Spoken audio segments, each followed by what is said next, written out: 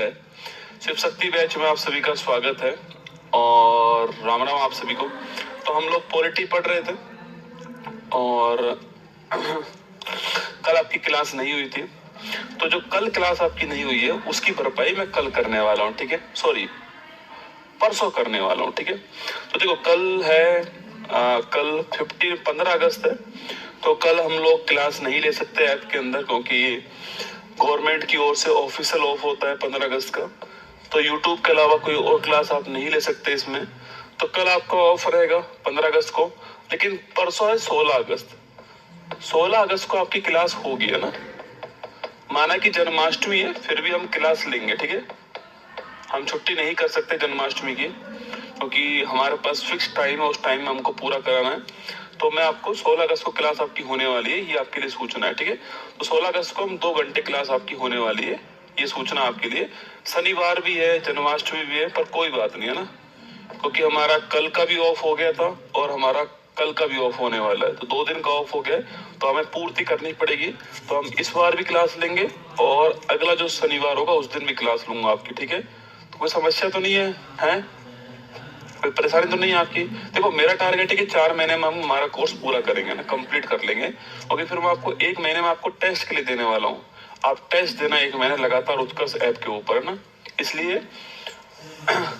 तो कल आपकी क्लास नहीं होगी, पर परसों क्लास आपकी होगी शनिवार वाले दिन, ठीक है। ये सूचना आपके लिए मैं शुरू से कर रहा हूँ। फास्ट, मेरा भी फास्ट रहेगा, निश्चिंत रहो ना, मेरा भी फास्ट है, आपका भी फास्ट रहेगा। अच्छा, एक्चुअली में क्या, इस बैच में बच्चे नए नए जुड़ते जा रहे हैं ना, तो जो भी नए आए कोई बात नहीं, आप आराम से पढ़ो, पुराना वाला बैकलॉग पूरा कर लो। अब तक 7 क्लास हो चुकी है शिव शक्ति बैच के अंदर, पुराने वाला बैकलॉग पूरा करते जाओ और इस वाले में आप जो है आगे बढ़ते जाओ, ठीक है। ये सूचना आपके लिए, है ना। तो हम लोग संविधान पढ़ रहे थे, और जो संविधान के अंदर जो है आपके संविधान जो है, इसके अंदर मैंने आपको संवैधानिक विकास टॉपिक जो है ये हमने पढ़ा दिया आपको, अगर आपको याद हो तो। संवैधानिक विकास जो है ये हम पढ़ चुके हैं। इसके बाद मैंने संविधान के स्रोत कौन कौन से हैं ये आपको पढ़ा दिया। इसके बाद मैंने आपको प्रस्तावना जो है भारत की, इसके बारे में पढ़ा दिया। इसके अलावा मैंने आपको अनुसूची जो है संविधान की ये पढ़ा दी। इसके बाद मैंने आपको संविधान के जो भाग है ये पढ़ा दिए, और फिर मैंने आपके संविधान के जो अनुच्छेद है ये आपको पढ़ा दिए, ठीक है। हम ये पढ़ चुके हैं 7 क्लास के अंदर, ठीक है। ये सारा हम जो है पढ़ चुके हैं 7 क्लास के अंदर। मैं आपसे इतना कह रहा हूँ कि आप बस पूरे ध्यान से क्लास को देखते जाओ, ठीक है। पूरी शिद्दत से देखते जाओ इस बैच को। आप जिस दिन 4 महीने बाद पेपर दोगे, आप देखना आपको महसूस होगा कि यार आपने बहुत कुछ नया सीखा इस बैच के अंदर ना। चलिए, आज हम पढ़ने वाले हैं, मैंने आपसे कहा था कि हम मौलिक अधिकार, मैंने आपको पूरा सिलेबस पहले ही दिया हुआ है बेटा। तो आज हम पढ़ेंगे फंडामेंटल राइट, मौलिक अधिकार जो है इनके बारे में थोड़ा गहन अध्ययन करने वाले हैं।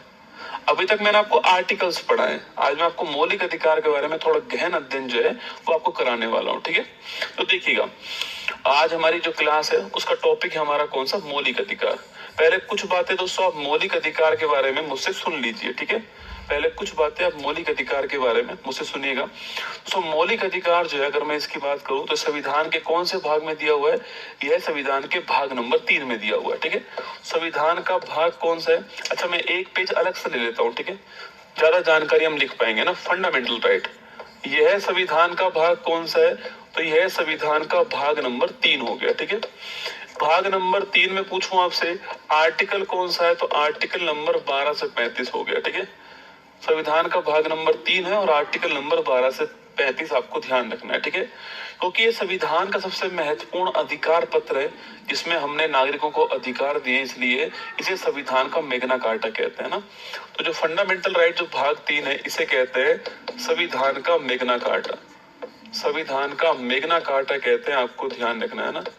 संविधान का मैग्ना कार्टा कहते हैं, ये आपको इसमें ध्यान रखना है, ठीक है।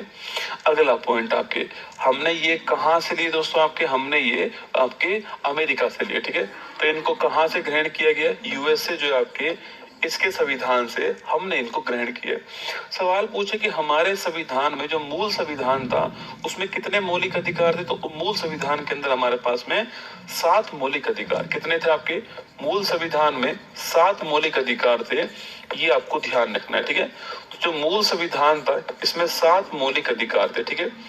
ये मूल संविधान की बात कर रहा हूँ ना, जो मूल संविधान है उसकी बात कर रहा हूँ।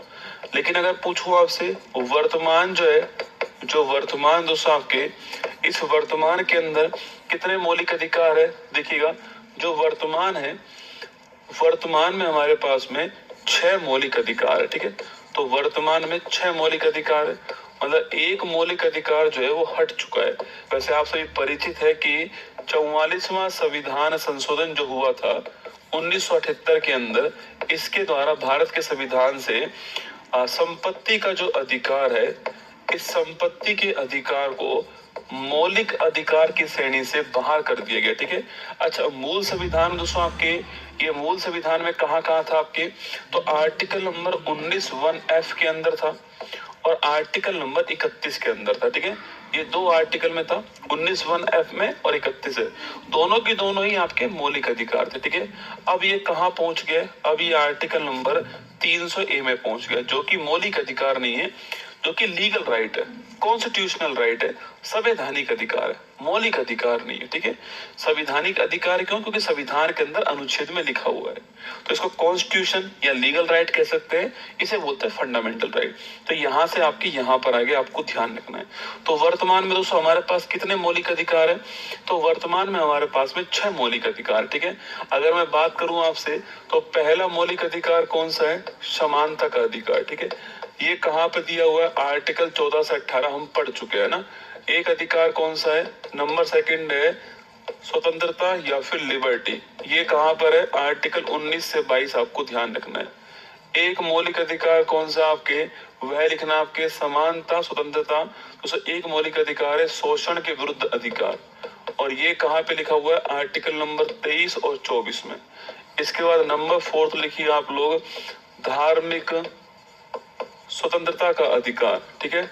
और ये कहाँ लिखा हुआ है, ये लिखा हुआ है आर्टिकल 25 से 28, आपको ध्यान रखना है। इसके बाद नंबर 5 लिखिए आप लोग, जो है नंबर 5 आपके जो अल्पसंख्यक हैं, सॉरी, शिक्षा और संस्कृति का अधिकार, ठीक है, ऐसे लिखिए। इसका नाम है शिक्षा और संस्कृति का अधिकार, ठीक है। और ये कहाँ लिखा हुआ है, ये लिखा हुआ आर्टिकल नंबर 29 और 30 में। 31 हट चुका है, और नंबर 6 लिखिए आपके संवैधानिक उपचारों का अधिकार। क्या है, संवैधानिक उपचारों का अधिकार, और ये कहाँ लिखा हुआ, ये लिखा हुआ आर्टिकल नंबर 32 के अंदर, ठीक है। तो कुल मिला के ये हमारे पास में 6 मौलिक अधिकार वर्तमान में है, ठीक है। इक्वलिटी का अधिकार दोस्तों आपके, ये 6 मौलिक अधिकार हैं। पर मैंने आपसे कहा संविधान में आर्टिकल 12 से 35 दोस्तों ये है, जबकि आर्टिकल चालू कहाँ से हो रहा है, 14 से हो रहे हैं। तो 12 और 13 में क्या लिखा हुआ है, तो ध्यान रखिएगा।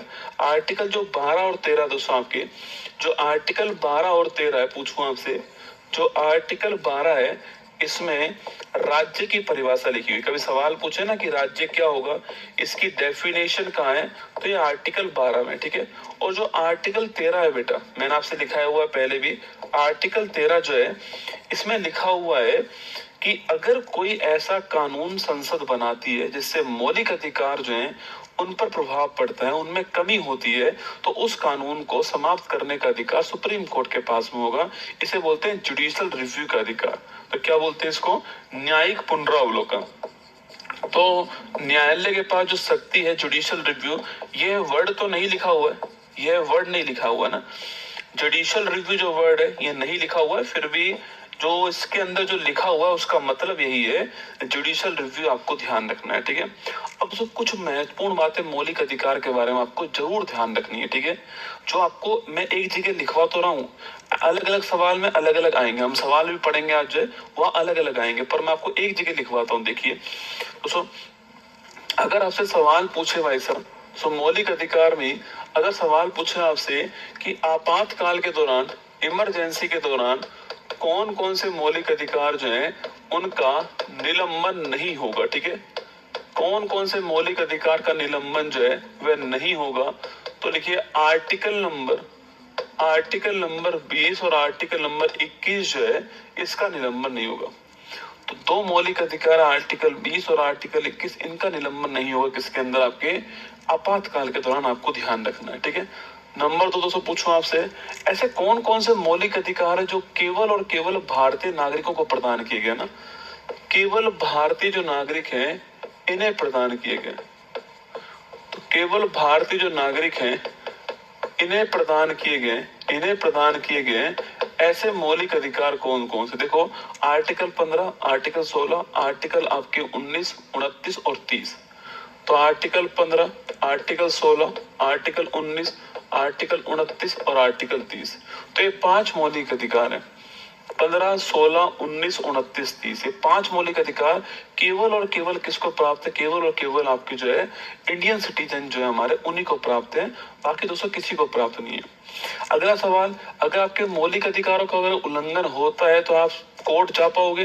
तो मैंने आपको पहले भी देखो एक डब्बा बनवाया था, प्रस्तावना के दौरान मैंने आपसे कहा था कि केवल मौलिक अधिकारों का उल्लंघन होता है तो आप कोर्ट जा सकते हो, बाकी डीपीएसपी का, फंडामेंटल ड्यूटीज का या प्रस्तावना का उल्लंघन होता है तो आप कोर्ट नहीं जा पाओगे ना, याद कीजिए। तो लिखिएगा, अगर मौलिक अधिकार जो है अगर इनका उल्लंघन हुआ, मौलिक अधिकार न्यायालय में प्रवर्तनीय है। ठीक है, न्यायालय में परिवर्तनीय है। इसका मतलब ये होता है कि अगर आप इनका उल्लंघन होता है तो आप जो है सुप्रीम कोर्ट जा पाओगे। इनको बोलते हैं एनफोर्सेबल।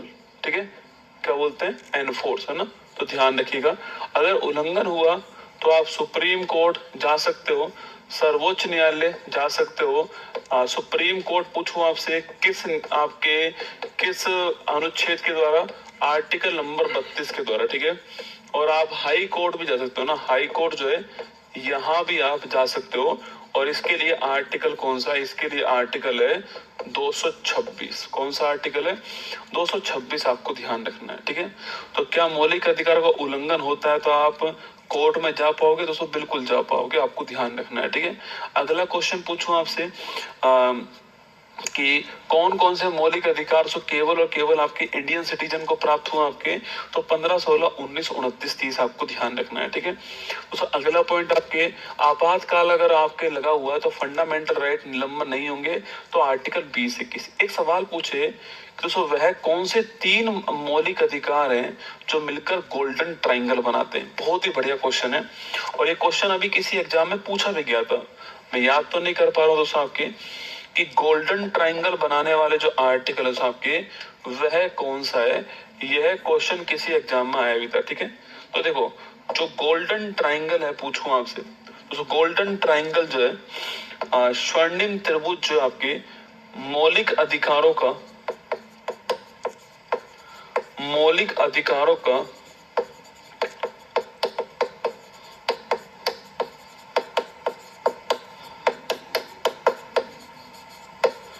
स्वर्णिम त्रिभुज,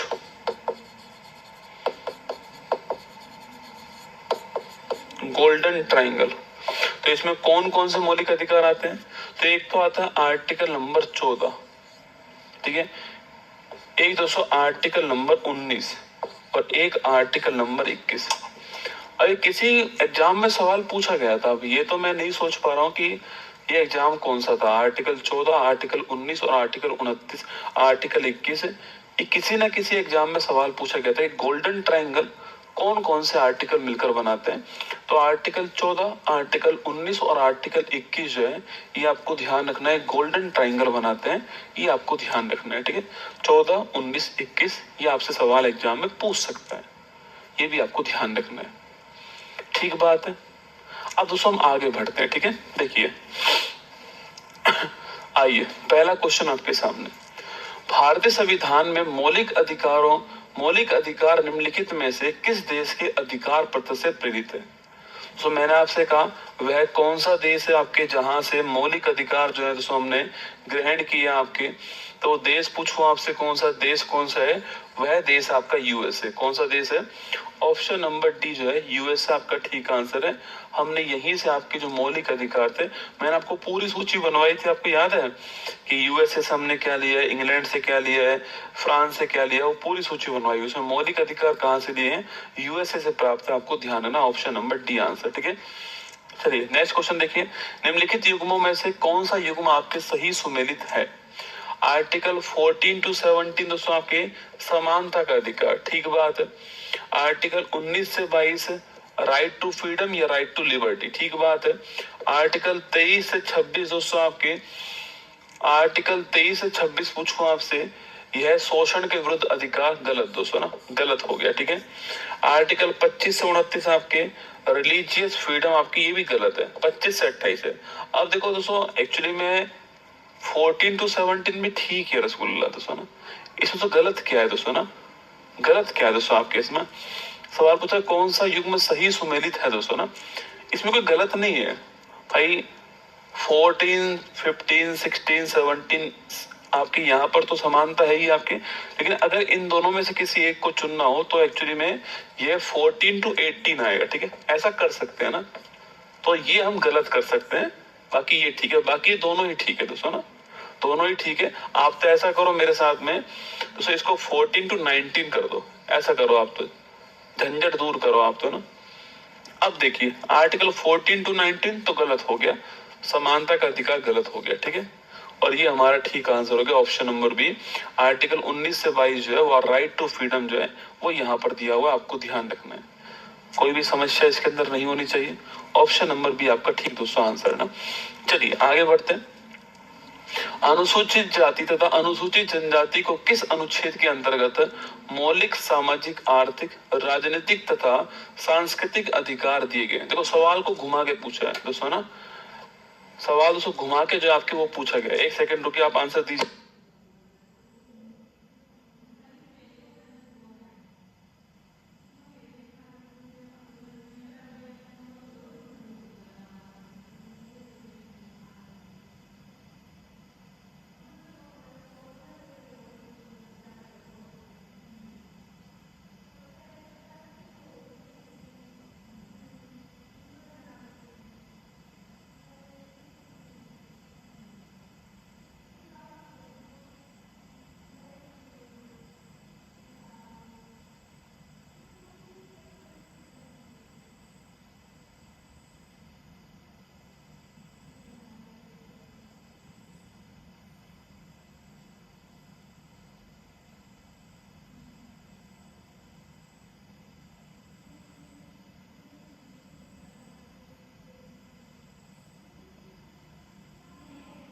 चलिए, अच्छा आप में से कोई इसको गैस कर पा रहा है, अनुमान लगा पा रहा है कि इसका आंसर क्या होना चाहिए?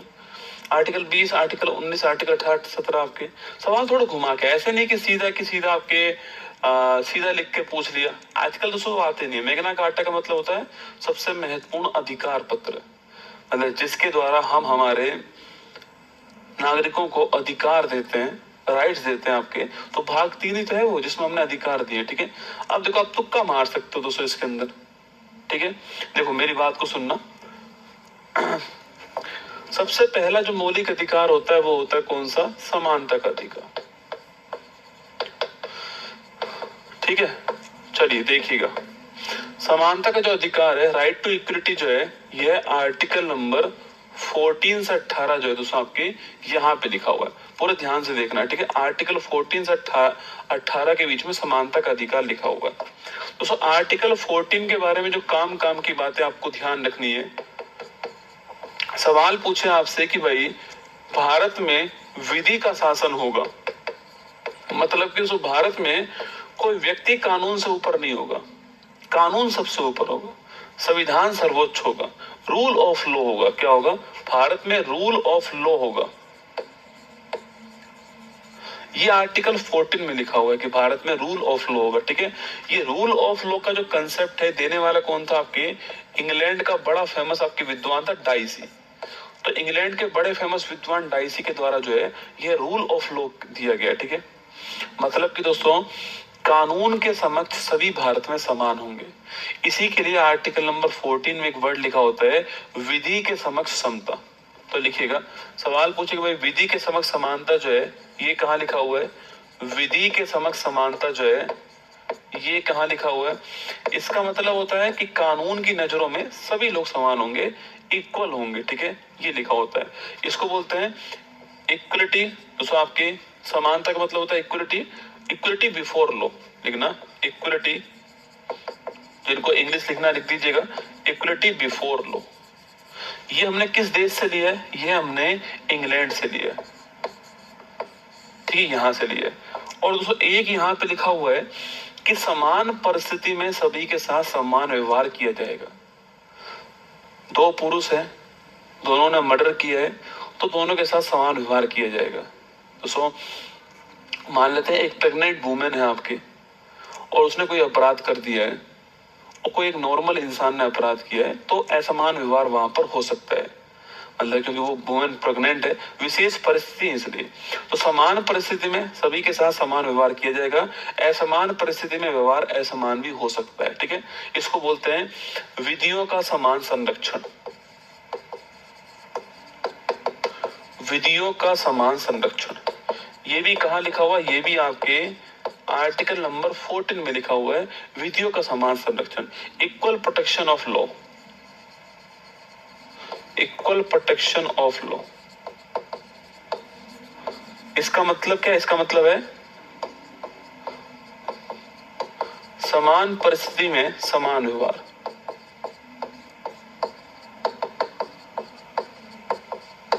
कभी कभी सवाल ये पूछता है कि विधियों का समान संरक्षण भारत के संविधान में किस देश से ग्रहण किया गया है, या इक्वलिटी बिफोर लॉ भारत के संविधान में किस देश से ग्रहण किया गया है। तो ये भी ध्यान रखना है कि अगर इनकी बात पूछूं आपसे कि जो विधियों का समान संरक्षण आपकी, ये हमने यूएसए से लिया है। देखो कल मैंने आपको जो हम अधिकार, जो हम आर्टिकल पढ़ रहे थे, मैंने केवल आपको इतना ही पढ़ाया था। आज मैं आपको थोड़ा एडवांस पे लेके आऊं कि हमें ये भी पढ़ना चाहिए, ठीक है।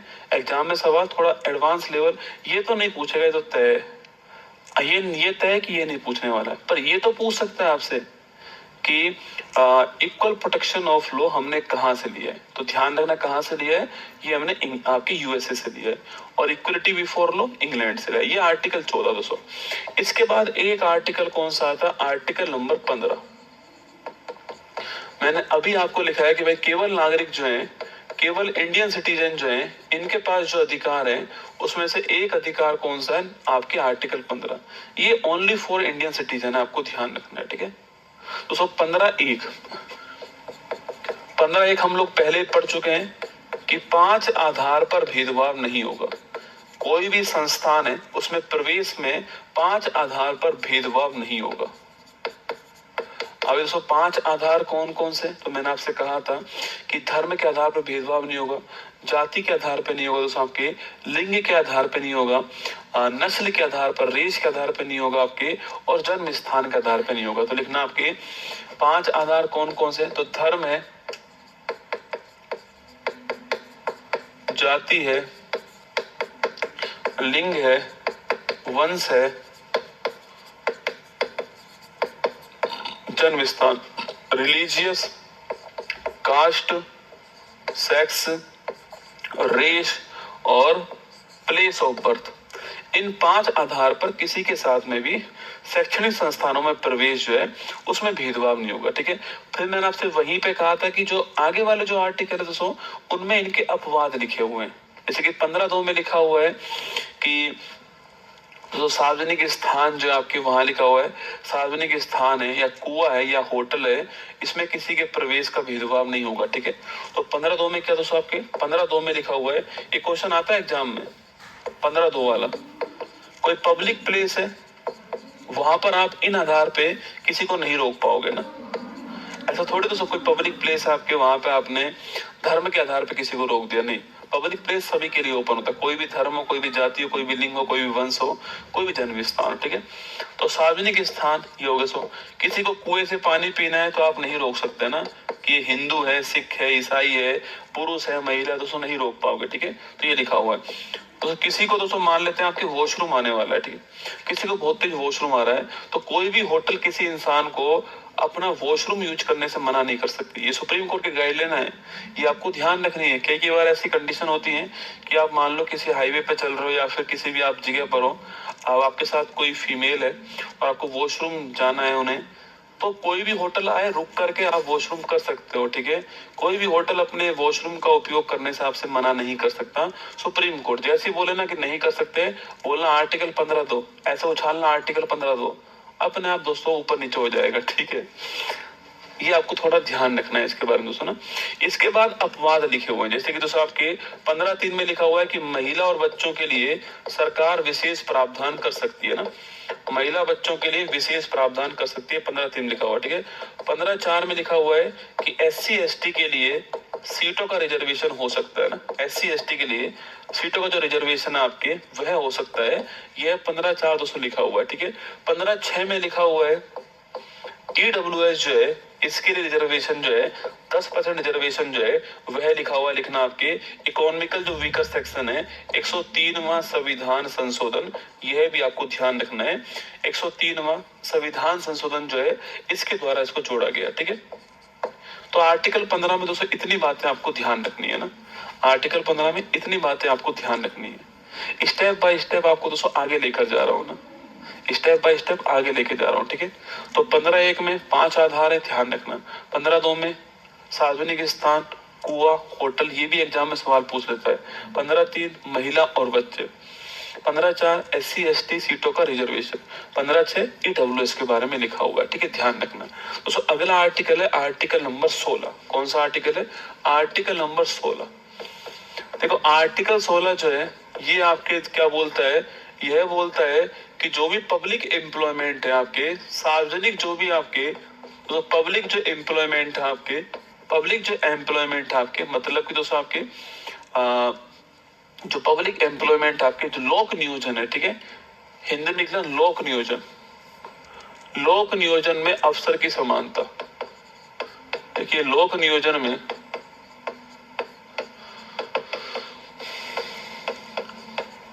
अफसर की समानता, जो पब्लिक एम्प्लॉयमेंट है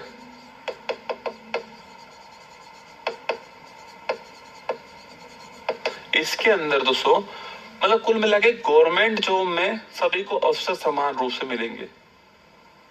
और साफ साफ लिखा हुआ 16(1) में कि भाई इन इन आधारों पर आप भेदभाव नहीं करेंगे, ठीक है। तो यहाँ पर जो भेदभाव है, देखो 15 वाला जो आपके, देखो खोपड़ी खुली रखना। 15 वाला किसी शैक्षणिक संस्थान में, मान लो आपको किसी कॉलेज में एंट्री करनी, किसी कॉलेज में आपको एडमिशन लेना है, तो उसमें कौन कौन से भेदभाव नहीं होंगे वो लिखा हुआ है। यहाँ पर आपकी जो गवर्नमेंट जॉब है उसकी बात है ना। तो दोस्तों यहाँ पर जो भेदभाव के जो आधार है, डिस्क्रिमिनेशन जो आधार आपके 7 आधार है। 5 आधार दोस्तों आर्टिकल नंबर 15 वाले। कौन कौन से आपके 5 आधार? आपके धर्म हो गया, जाति दोस्तों आपके, लिंग, वंश, जन्म स्थान। 5 तो ये हो गया। एक लिखिए आपके निवास स्थान, ठीक है, निवास स्थान। एक लिखिए दोस्तों निवास स्थान ना, एक लिखिए उद्गम, ओरिजिन। अच्छा आपने सुना है ये तो बिहार में डोमिसाइल वाला मामला चल रहा है ना, आपने किसी ने केस के बारे में सुना है कि बिहार जो उसमें डोमिसाइल वाला मामला चल रहा है? एक्चुअली में दोस्तों हमारे जो संविधान का जो आर्टिकल 16 है उसमें साफ साफ लिखा हुआ है कि आप इन सब आधार पर किसी भी गवर्नमेंट जॉब में भेदभाव नहीं कर सकते। और उसमें एक आधार लिखा हुआ है, वो है आपके निवास स्थान। इसका मतलब ये होता है डोमिसाइल। अरे भाई जो खुद आपके बिहार के हैं तो वो डोमिसाइल तो है आपके, जो खुद बिहार के वो कौन हुए? डोमिसाइल हो गए आपके। तो जो बिहार के जो स्टूडेंट हैं वो कह रहे हैं कि आप डोमिसाइल लागू करो, जिससे कि बिहार के बाहर के जो स्टूडेंट हैं वो यहाँ पर एग्जाम ना दें। बिहार का जो मूल आपके व्यक्ति है वो कह रहा है कि बाहर का जो बंदा है वो यहाँ पर एग्जाम नहीं देना चाहिए, डोमिसाइल लागू करो, ठीक है। अब आर्टिकल 16 में साफ साफ लिखा हुआ है कि भाई इस आधार पर आप भेदभाव नहीं करेंगे। लेकिन जब दोस्तों आप नीचे बढ़ोगे ना, तो मैंने पहले भी कहा आर्टिकल 15 में 15(1) में जो लिखा हुआ है उसके अपवाद नीचे लिखे हुए हैं ना, तो ऐसे ही आपके आर्टिकल 16 में भी उसके सारे अपवाद नीचे लिखे हुए हैं। और इसमें एक अपवाद ये लिखा हुआ है आर्टिकल 16 के अंदर कि राज्य अपने यहाँ पर भर्तियों में डोमिसाइल का नियम लागू कर सकती है। राज्य अपने यहाँ पर भर्तियों में डोमिसाइल मतलब कि उस व्यक्ति को राज्य में निवास की जो बाध्यता है, आपके निवास शर्त जो है उसको लागू कर सकती है। समझ में आई? अगर केवल यही आर्टिकल होता तो कोई भी राज्य नहीं कर पाता। पर दोस्तों आजकल देखिए बहुत सारी भर्तियों में उसी राज्य का बच्चा पेपर दे पाएगा, ऐसा डोमिसाइल दोस्तों लागू है। ठीक है, तो ये ध्यान रखना। 16(3) जो आपके 16(3) जो है इसमें साफ साफ लिखा हुआ है कि राज्य निवास की जो बाध्यता है इसको लागू कर सकती है। ठीक है, इसलिए बिहार गवर्नमेंट जो है उस बात को मान रहा है। ठीक है, क्योंकि साफ साफ लिखा हुआ है इसके अंदर। अच्छा, आर्टिकल 16(4) जो सबसे बड़ा मुद्दा है ना वो ये है सरकारी नौकरी में आरक्षण। अब ये बहुत ही लेमन लैंग्वेज है। जिस दिन पेपर में सवाल आएगा दोस्तों उस दिन ऐसा नहीं आएगा कि गवर्नमेंट जॉब में आपकी जो आरक्षण है वो कहाँ पे लिखा हो, नहीं। सवाल ये पूछेगा कि सरकार समाज के पिछड़े लोगों जिनका सरकारी नौकरी में अपर्याप्त प्रतिनिधित्व है उन्हें आरक्षण दे सकता है, यह संविधान के किस आर्टिकल में लिखा हुआ है। तो ध्यान रखना यह आर्टिकल 16(4) दोस्तों यहाँ पे लिखा हुआ है। ठीक है, तो लिखिएगा आपके जिनका सरकारी नौकरी में अपर्याप्त प्रतिनिधित्व है, मतलब प्रॉपर उनका रिप्रेजेंटेशन नहीं है ना, उन्हें आरक्षण दे सकते हैं। ठीक है, तो सबसे महत्वपूर्ण वर्ड ये है अपर्याप्त प्रतिनिधित्व, आपको ध्यान रखना है। सबसे महत्वपूर्ण सो वर्ड ये है। जब संविधान हमारा लागू हुआ था उस समय हमने एससी और एसटी जो है इनको रिजर्वेशन दिया था, सुना। जब संविधान हमारा लागू हुआ उस समय हमने एससी को रिजर्वेशन दिया 15% का, और जो एसटी दोस्तों आपके इसको हमने दिया आपके 7.5% का। ये किस आधार पे था? आपके इनकी जो जनसंख्या थी उस आधार पे, जो भारत में इनकी जो पॉपुलेशन थी उस आधार पे गवर्नमेंट जॉब में मूल संविधान के अंदर, किसके अंदर? मूल संविधान के अंदर इतना रिजर्वेशन जो है वो इनको प्राप्त हुआ था। कहाँ प्राप्त हुआ था? जो मूल संविधान है उसमें दोस्तों इतना रिजर्वेशन इनको प्राप्त हुआ था जब संविधान लागू हुआ। तो ध्यान सवाल पूछे कि संविधान लागू जब हुआ था उस समय किस किस को रिजर्वेशन प्राप्त होता है? तो एससी और एसटी, ओबीसी को नहीं मिला था। एससी को 15%, एसटी को 7.5%, आज भी इतना ही है। इनकी पॉपुलेशन के आधार पर ये दिया गया। दोस्तों उसके बाद में भारत में जो है जो पिछड़ा समुदाय आपके मतलब कि जो ओबीसी है इसके रिजर्वेशन की मांग जो उठी थी, है ना। और उसके लिए भारत में दोस्तों आपके भारत में एक आयोग बनाया गया जिसका नाम था बाबा कालेकर आयोग। बाबा कालेकर आयोग, ठीक है। अब ये ओबीसी जो रिजर्वेशन आया है भारत के संविधान में वो कहां से आया उसकी कहानी है, ठीक है। तो जो अदर बैकवर्ड क्लास रिजर्वेशन आपके वो कहां से आया? तो बाबा कालेकर आयोग बनाया गया। ये 53 के अंदर बनता है, 55 में दोस्तों अपनी रिपोर्ट सौंप देता है, ठीक है। 53 में इसको बनाया गया था और 55 में ये अपनी रिपोर्ट सौंपता है। कोई भी इससे फायदा नहीं हुआ, ठीक है, कोई भी फायदा नहीं हुआ, नो रिजल्ट। इसके बाद दोबारा दोस्तों एक आयोग बना आपके, सेकंड जो आयोग बना आपके वो था आपके मंडल कमीशन। यही था मंडल का मंडल कमीशन। ये मंडल दोस्तों कमीशन आपकी 1980 में अपनी रिपोर्ट सौंपता है, ठीक है। 1980 के अंदर अपनी रिपोर्ट सौंपता है, लेकिन दोस्तों इसकी रिपोर्ट पर कोई बातचीत उस समय नहीं होती है, कोई बातचीत नहीं होती। जब दोस्तों राजीव गांधी जी की डेथ हो गई, जब सेंटर में गवर्नमेंट आपके जस्ट लाइक गठबंधन की आ गई भाई, जब तक राजीव गांधी थे तब तक तो आपके सेंटर में गवर्नमेंट कांग्रेस की थी, पर्याप्त आपके बहुमत था। 1989 में उनकी डेथ होती है, उसके बाद में जो गवर्नमेंट आपके वो गठबंधन वाली चालू हो गई जस्ट लाइक। और विश्वनाथ प्रताप सिंह आपके उस समय जो आपके सरकार में प्रधानमंत्री थे, 1990 की बात कर रहा हूँ ना, उन्होंने इसको लागू किया। तो बीपी सिंह जो आपके 1990 में बीपी सिंह ने इसको लागू किया, ठीक है। इसमें दोस्तों ये कहा गया कि भाई संविधान में ये साफ साफ पहले से लिखा हुआ है कि आप 50% तक रिजर्वेशन जो है दे सकते हो, ठीक है। तो 15 और 7.5 तो 22.5 हो गया, और 22.5 के अलावा 27% किसको दे दो, ओबीसी को दे दो, कुल मिला के 49.5% हो जाएगा। तो इन्होंने ओबीसी को कितना दे दिया, ओबीसी को इन्होंने 27% रिजर्वेशन जो आपके वो दे दिया, और कुल रिजर्वेशन कितना हो चुका है, कुल आपके 49.5% आपके हो चुका है। ठीक है, कुल इतना हो चुका है। यह मामला पहुंच गया कहां पर, सुप्रीम कोर्ट में। बात है 1992 की, केस का नाम है इंदिरा साहनी केस। तो यही मामला कहां पहुंच गया, आपके सुप्रीम कोर्ट। केस कौन सा है, केस है इंदिरा साहनी केस। जब भी बात रिजर्वेशन की आएगी भारत के अंदर, तब ये केस सामने आएगा, इंदिरा साहनी केस 1992 में। तो इस केस में साफ साफ सुप्रीम कोर्ट ने कहा कि जो आरक्षण की जो सीमा है आपके, वो 50% तक हो सकती है। ठीक है, आरक्षण की जो सीमा है ये कितनी हो सकती है आपके, 50% तक हो सकती है। अगर कोई विशेष कारण है तो ये बढ़ भी सकती है। सेकंड, रिजर्वेशन किसको नहीं मिलेगा, समाज में उन लोगों को रिजर्वेशन नहीं मिलेगा जिनकी जो घर की आय है, इनकम जो है वह 8 लाख से अधिक है। ठीक है, तो जो क्रीमी लेयर होता है, क्रीमी लेयर को रिजर्वेशन नहीं मिलेगा। तो कहने वाली बात यह कि जरूरी नहीं है कि हर एससी के हर मेंबर को रिजर्वेशन मिलेगा, नहीं दोस्तों। जिनके घर की आय ही कितनी हो चुकी है, 8 लाख से अधिक हो चुकी है, उनको नहीं मिलेगा।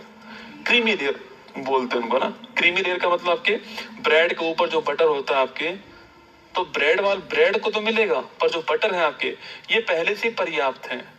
और रिजर्वेशन का मतलब ही क्या था आपके, अपर्याप्त प्रतिनिधि। अब जो खुद डेवलप हो चुके हैं, खुद सक्षम हो चुके हैं, उन्हें बाहर करो। माना कि दोस्तों हर कोई जो है अपनी आय को 8 लाख से कम दिखा देता है, वो बात अलग है। पर सुप्रीम कोर्ट ने साफ साफ इंदिरा साहनी केस में कहा। दोस्तों इसके बाद क्या हुआ, इसके बाद जो आपके 103वां संविधान संशोधन हो गया हमारे संविधान में, और 103वां संविधान संशोधन हुआ 19 के अंदर, और इसमें ईडब्ल्यूएस, इकोनॉमिकल जो वीकर सेक्शन है, इन्हें 10% रिजर्वेशन जो है यह प्रदान कर दिया। कितना हो गया बेटा, तो ये हो गया 49.5 तो पहले ही था, और 10% और आ गया 59.5%। इंदिरा साहनी केस ने कहा था कि भाई 50% होना चाहिए।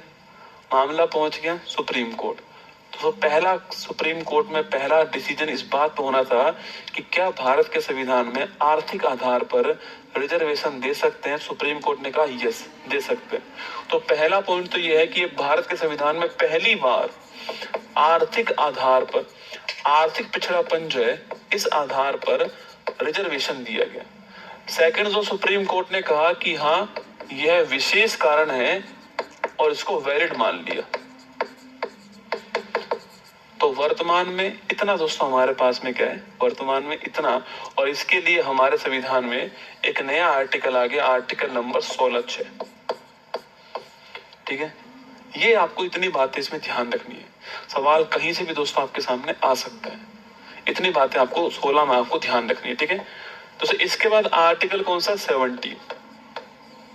17 में साफ साफ लिखा हुआ है अस्पृश्यता, अनटचेबिलिटी जो है, इसका जो अंत दोस्तों लिखा हुआ है, वो कहाँ लिखा हुआ है, इसका जो अंत है वो आर्टिकल 17 में लिखा हुआ है, छुआछूत का दोस्तों अंत। एक सवाल पूछे ना आपसे, देखो हमारे संविधान में हर आर्टिकल के ऊपर क्या होते हैं, कुछ आपके हम युक्ति युक्त आपके निर्बंधन लगाते हैं, रेस्ट्रिक्शंस लगाते हैं। ठीक है, जैसे आर्टिकल 19 में लिखा हुआ है कि आप कहीं भी भारत में घूम सकते हो। दोस्तों इसका मतलब ये नहीं कि आप किसी के घर में घुस जाओगे, नहीं है ना। इसका मतलब ये नहीं कि आप नेशनल पार्क में घुस जाओगे, नहीं। हर अधिकार के ऊपर कुछ आपके सीमाएं लगी होती हैं, लिमिट्स लगी होते हैं। पर आर्टिकल 17 के ऊपर कोई लिमिट नहीं है। बहुत ही बढ़िया क्वेश्चन है। सवाल पूछे कि निम्न में से कौन सा मौलिक अधिकार दोस्तों आपके, तो कौन सा मौलिक अधिकार निरपेक्ष है, एब्सोल्यूट है। एब्सोल्यूट का मतलब कोई भी सीमा नहीं है। भारत में कहीं पर भी, किसी भी स्थान पर भी, किसी भी कंडीशन में छुआछूत जो है वो नहीं होगा।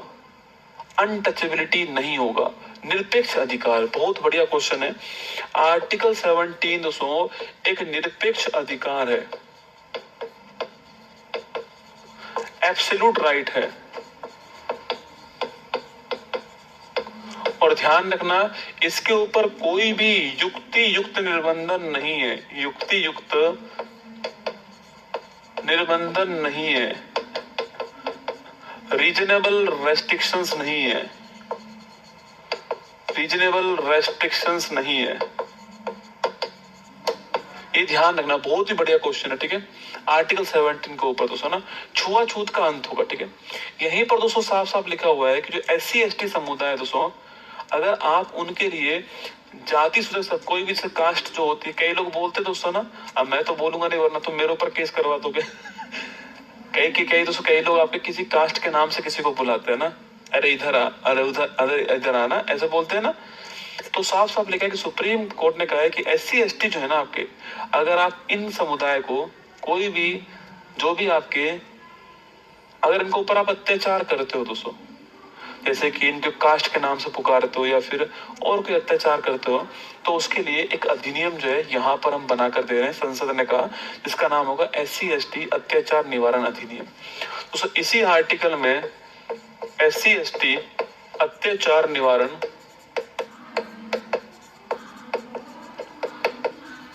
अधिनियम जो है यह बनाया गया, इसे बोलते हैं एट्रोसिटीज एक्ट, ठीक है। और ये दोस्तों बात कब की, 1989 की। कब की बात है, 1989 की। ये आर्टिकल नंबर 17 है। इसके बाद दोस्तों आर्टिकल नंबर 18 उपाधियों का अंत, टाइटल जो है इनका अंत होगा। यहीं पे लिखा हुआ है कि भाई इसके अपवाद कौन होंगे, तो इसके अपवाद हैं शिक्षा और सेना। शिक्षा और सेना जो है ये इसका अपवाद है। उपाधियों का अंत होगा, आपको ध्यान है, जैसे महाराजा धीराज आपके, ऐसी जो उपाधि दोस्तों उनका अंत होगा। अब हुआ क्या कि 1954 के अंदर हमने भारत के अंदर पद्म अवार्ड जो इनकी शुरुआत की थी, ठीक है। तो 1954 में हमने जो भारत के अंदर आपके जो भारत रत्न है इसकी शुरुआत की, ठीक है। ये चलता रहा, गवर्नमेंट आपके कांग्रेस की थी। दोस्तों इंदिरा गांधी जी आपके चुनाव हार गई 77 के आसपास की बात है, और मोरारजी साहब भारत में प्रधानमंत्री बन गए। उन्होंने इसको बंद कर दिया, उन्होंने इसको बंद कर दिया, और इन्होंने इन्हें क्लोज कर दिया, बंद कर दिया। और इसका कारण क्या बताया, आपके आर्टिकल 18 का अंत, आर्टिकल 18 का उल्लंघन। इन्होंने कहा कि भाई ये उपाधि जो है, ये उपाधि है, इनका अंत है, संविधान में लिखा हुआ है, इसलिए नहीं दिए जाएंगे। वापस सरकार चेंज हुई, इंदिरा गांधी जी तो वापस आपके सरकार में आती है, सुप्रीम कोर्ट पहुंच गई। सुप्रीम कोर्ट ने साफ साफ कहा कि ये जो है ये अवार्ड्स हैं, ना कि टाइटल्स, ठीक है। तो सुप्रीम कोर्ट ने कहा, सुप्रीम कोर्ट ने इन्हें रीस्टार्ट कर दिया, और सुप्रीम कोर्ट ने कहा कि ये अवार्ड्स हैं, ना कि टाइटल। ये उपाधि थोड़ी है, तो अवार्ड्स हैं, और अवार्ड्स दे सकते हैं। तो ये आपके इसमें केस हुआ था, ये आपके मामला हुआ था, ये भी आपको इसमें ध्यान रखना है, ठीक है। तो आर्टिकल 18 के अंदर अब हमारा सवाल देखिए आप लोग, चलिए तो आइए सवाल दिखाते हैं आपको, हमारा वाला सवाल जो है उसकी ओर लेकर आते हैं। देखो अब देखना, अनुसूचित जाति और अनुसूचित जनजाति को किस अनुच्छेद के अंतर्गत मौलिक सामाजिक आर्थिक राजनीतिक और सांस्कृतिक अधिकार, अरे SC ST के लिए दोस्तों कौन से आर्टिकल में बात हुई, आर्टिकल नंबर 17 में। अरे इनके लिए, इनकी गरिमा के लिए, इनकी डिग्निटी के लिए कौन सा आर्टिकल है, आर्टिकल नंबर 17 है। इस एक आर्टिकल को पढ़ाने के लिए दोस्तों इतना खेल खेला गया, इस एक आर्टिकल को पढ़ाने के लिए देखो आपके इतना खेल जो यहाँ पर खेला गया। चलिए आगे बढ़ते हैं।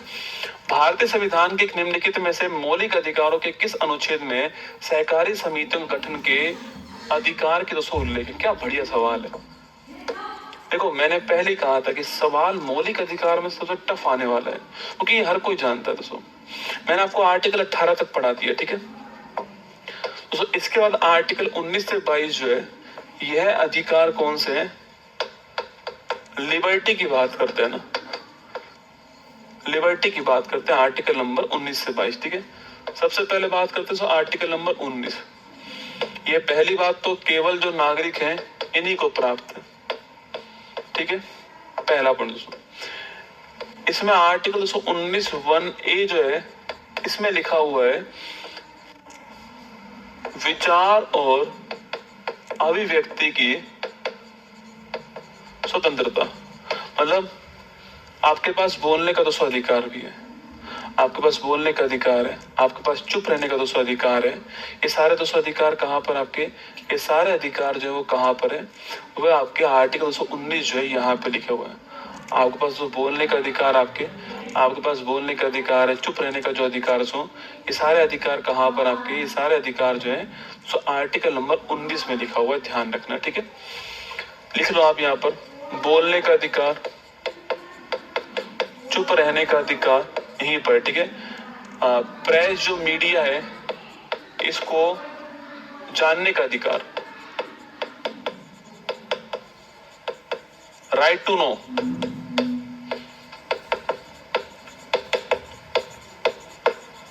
ये सब यहीं पे दिए गए, ठीक है। तो आर्टिकल 19 के अंदर दिए गए, ठीक है, 19(1)(a) के अंदर।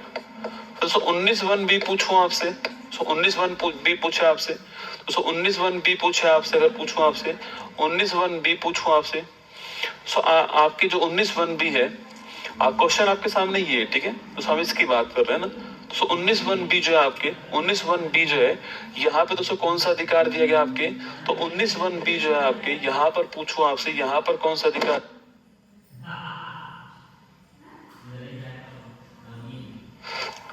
दोस्तों 19(1)(b) जो है यहाँ पर कौन सा अधिकार दिया गया आपके, यहाँ पर जो 19(1)(b) आपके बी जो है शांतिपूर्वक जो है बिना हथियार के सम्मेलन करने का अधिकार है, ठीक है। शांतिपूर्वक बिना हथियार के सम्मेलन करने का अधिकार है।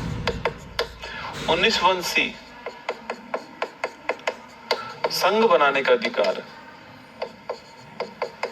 दोस्तों इसी के अंदर संघ बनाने का दोस्तों अधिकार 19(1)(c) में आपके, इसी के अंदर सहकारी समिति जो है इसको भी जोड़ा गया। मैंने बोला जोड़ा गया, किसके द्वारा जोड़ा गया, तो लिखिएगा 97 कॉन्स्टिट्यूशन अमेंडमेंट जो है 2011 इसके द्वारा जोड़ा गया, ठीक है। 19(1)(d) याद करो, कहीं भी घूमने का अधिकार, ठीक है। 19(1)(d) में आपके घूमने का अधिकार भारत में। 19(1)(e) कहीं भी बसने का अधिकार है। 19(1)(f) हट चुका है, संपत्ति का अधिकार। 19(1)(g) कार्य करने का अधिकार, काम करने का अधिकार, अपनी आजीविका चलाने का अधिकार, ये 19(1)(f) में। तो मैंने आपको पिछली क्लास में पढ़ाया था कि भाई 19(a) के अंदर 19(1) में दोस्तों वर्तमान में 1 2 3 4 5 6 वर्तमान में फ्रीडम जो है आपकी दी गई है, ठीक है। तो आर्टिकल 19 जो है आपके, आर्टिकल 19 में 6 फ्रीडम है, ठीक है। मूल संविधान में 7 थी, ये वाला हट चुका है। अब ये सवाल एग्जाम में पूछ लेता है कभी कभी, जैसे कि यहीं पर अभी सवाल पूछा गया, ठीक है। ये तो 19 में ध्यान रखना है, ठीक है। इसके बाद दोस्तों आर्टिकल जो 20 है, ये भी मैं आपको पढ़ा चुका हूँ, याद कीजिए। आर्टिकल जो 20 जो है आपके, यह क्या है आपके कि अपराध में 2 सिद्धि से संरक्षण,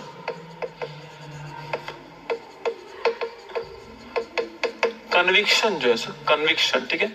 मतलब कि आपने कोई दोस्तों अपराध किया है या नहीं किया है, आपको अपने खिलाफ गवाही देने के लिए कोई भी बाध्य नहीं कर सकता। स्वयं के विरुद्ध गवाही देने के लिए बाध्य नहीं कर सकते। और एक अपराध के लिए एक बार ही दंड मिलेगा, ठीक है। मतलब कि जियोपार्डी, दोहरे दंड से सुरक्षा, इसे बोलते हैं जियोपार्डी। कभी कभी पेपर में जियोपार्डी लिखा आता है, ठीक है, जियोपार्डी। तो आपने वो सुना है क्या किसी का कि नार्को टेस्ट करवाया जा रहा है ना। एक्चुअली में क्या होता है, जो मान लो किसी ने कोई अपराध किया है पर वो इतना शातिर है कि वो कह ही नहीं रहा कि मैंने अपराध किया है, अब लो कर लो कुछ भी आप भाई साहब, तो तब पुलिस कहती है कि नार्को टेस्ट करवाया जाए, नार्को टेस्ट। दोस्तों एक्चुअली में इसमें होता क्या है, इसमें एक दवा होती है सोडियम पेंटाथोल। अच्छा एक बात बताओ, इंसान सच जो बोलता है दोस्तों आपके, वो उसका नॉर्मल प्रोसेस है। झूठ बोलने के लिए इंसान सोचता है, यस या नो। सच तो इंसान दोस्तों बोल ही देता है, नॉर्मल है। अरे 1+1 कितना होता है, 2 होता है। सोचना पड़ा क्या, नहीं। अगर आप 3 बोलोगे तो सोचना पड़ेगा आपको। झूठ बोलने के लिए सोचना पड़ता है आपको। सच तो दोस्तों हर कोई बोल देता है, झूठ के लिए सोचना पड़ता है, ठीक है। तो यही हो रहा है आपके यहाँ पर। लेकिन जब इंसान दारू पी लेता है रसगुल्ला, उसके बाद देखना वो झूठ नहीं बोलता है। दारू पीने के बाद उसे किसी इंसान से बहस नहीं करनी चाहिए क्योंकि दारू पीने के बाद अगर इंसान आपको फोन कर रहा है ना, तो मान के चलना कि आपको वो आधे घंटे जो है रसगुल्ला वो छोड़ने वाला नहीं है दोस्तों ना। हाँ, सहकारी समिति भाग 9 भी के अंदर भी है ना, बिल्कुल है। दारू पीने के बाद अगर वो फोन कर रहा है, समझो आपका 1 आध घंटा जो है दोस्तों वो बराबर करने वाला है वो, क्योंकि वो सब कुछ बोल देगा, जो भी उसके अंदर है ना सब कुछ बोल देगा। मैं बहुत परेशान हूँ, बॉस से परेशान हूँ, घर पे परेशान हूँ, इससे परेशान हूँ, उस दोस्त से परेशान हूँ, ये वो जिंदगी झंड हो गई है, ये सब कुछ बोल देता है वो। जब उसकी दारू उतर जाए तब उससे पूछना, तो बोलता है मैंने तो ऐसा नहीं बोला कुछ भी। जस्ट लाइक दारू है दोस्तों, सोडियम पेंटाथोल। तो होता क्या है कि दारू पीने के बाद जो इंसान की जो सोचने की जो क्षमता होती है ना, वो खत्म हो जाती है। इसलिए बोलते हैं कि ड्रिंक करके ड्राइव नहीं करना चाहिए, क्योंकि इंसान सोच नहीं पा रहा है दोस्तों ना, वो ब्रेक ही नहीं लगा पाता है कभी कभी। इसलिए बोलते हैं ड्रिंक करके ड्राइव नहीं करनी चाहिए। दोस्तों इसमें भी एक दवा होती है सोडियम पेंटाथोल, इसको पिला देते हैं उसको। दोस्तों इसको पिलाने के बाद में वह जो आपके जो अपराधी होता है वह अर्ध चेतन अवस्था में आ जाता है, सब कॉन्शियस माइंड दोस्तों ना इसमें आ जाता है। इस कंडीशन में वो कुछ सोच नहीं पाता है, लगभग बेहोशी। बेहोश नहीं हुआ दोस्तों, बेहोश होगा तो क्या ही बोलेगा, लगभग बेहोशी है ना, लगभग बेहोशी वाली कंडीशन में आ जाता है। तो अब वो सोच नहीं पाता है, अब वो सोच नहीं सकता। फिर उससे पूछते हैं कि तूने ये अपराध किया, पता ये चाकू कहाँ रखा तूने, हथियार कहाँ रखा तूने, तो सोच नहीं पा रहा है। अगर उसने किया है तो बता देगा कि भाई मैंने वो चाकू जो है वहां पे रखा था, ठीक है। तो ये नार्को टेस्ट होता है।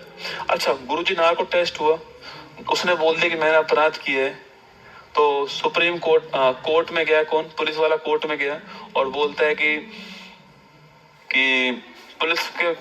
पुलिस बोलते कि हाँ इसने अपराध कबूल किया था, ये देखो वीडियो नार्को टेस्ट का। कोर्ट लात मारेगी भाई साहब, कोर्ट बोलेगी पुलिस वालों से कि तुमने संविधान पढ़ा था या नहीं पढ़ा था। साफ साफ लिखा हुआ है संविधान के अंदर, किसी को भी अपने खिलाफ गवाही देने के लिए आप बाध्य नहीं कर सकते। तो ये जो नार्को टेस्ट है ना, ये दोस्तों फिल्मों में अच्छे लगते हैं।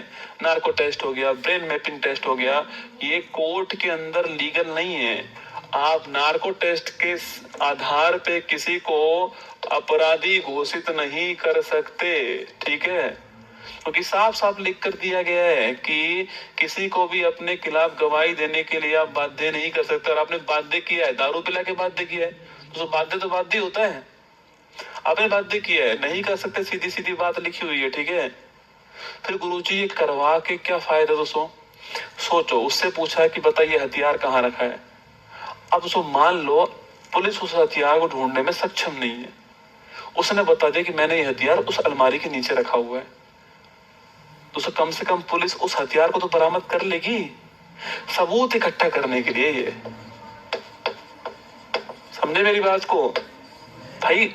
अगर उसने किया होगा दोस्तों तो उस हथियार के ऊपर उसके निशान भी होंगे, यस या नो, निशान होंगे ना। तो सबूत इकट्ठा करने के लिए, किसी को अपराधी साबित करने के लिए नहीं है, सब अपनी थिंकिंग को थोड़ा डेवलप करना है। ठीक है, फिल्मों में क्या चल रहा है, सीआईडी में क्या चल रहा है, कुछ फर्क नहीं पड़ता उससे। मैं आपको समझा रहा हूं कि ये किसके लिए, ये आपके सबूत इकट्ठा करने के लिए, ठीक है, ये अपराधी घोषित करने के लिए नहीं है ना। ये आर्टिकल 220 हो गया दोस्तों। इसके बाद आर्टिकल कौन सा है दोस्तों आपके, इसके बाद दोस्तों आर्टिकल नंबर 21 आता है, ठीक है। आर्टिकल 21 में लिखा हुआ है प्राण और दैहिक स्वतंत्रता का अधिकार, ठीक है। इसको बोलते हैं life and personal liberty, life and personal liberty, ठीक है। लाइफ एंड पर्सनल लिबर्टी किसे बोलते हैं, आर्टिकल 21 को बोलते हैं लाइफ और लाइफ एंड पर्सनल लिबर्टी, ठीक है। देखिए दोस्तों, एक्चुअली में इसमें बहुत सारे अधिकार हैं इसके अंदर, आर्टिकल 21 के अंदर इसमें बहुत सारे अधिकार जोड़े गए, ठीक है। जैसे कि दोस्तों विदेश जाने का अधिकार, ये मेनका गांधी केस था। मेनका गांधी जी का पासपोर्ट जो है वो पुलिस ने जब्त कर लिया था, तो मेनका गांधी जी सुप्रीम कोर्ट पहुंच गई, तो सुप्रीम कोर्ट ने कहा कि विदेश जाने का अधिकार जो है वो बिल्कुल है, ठीक है। सुप्रीम कोर्ट ने साफ साफ कह दिया सुना। एक था शुद्ध पर्यावरण का अधिकार, यह एमसी मेहता केस, शुद्ध पर्यावरण का अधिकार एमसी मेहता केस। लिखना आपके निष्ठा का अधिकार, right to privacy is a fundamental right, ये भी क्वेश्चन आते हैं एग्जाम में, लिखना। ये था आपके पुट्टा स्वामी केस, ठीक है। दोस्तों एक लिखिए आपके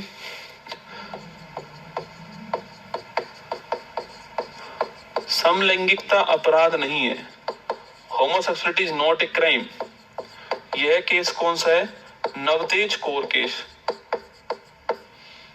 एक लिखिए आप लोग पर्याप्त नींद लेने का अधिकार, बाबा रामदेव केस। दोस्तों हुआ क्या था, एक बार बाबा रामदेव जो है वो अनशन पर बैठ गए, कहां पर,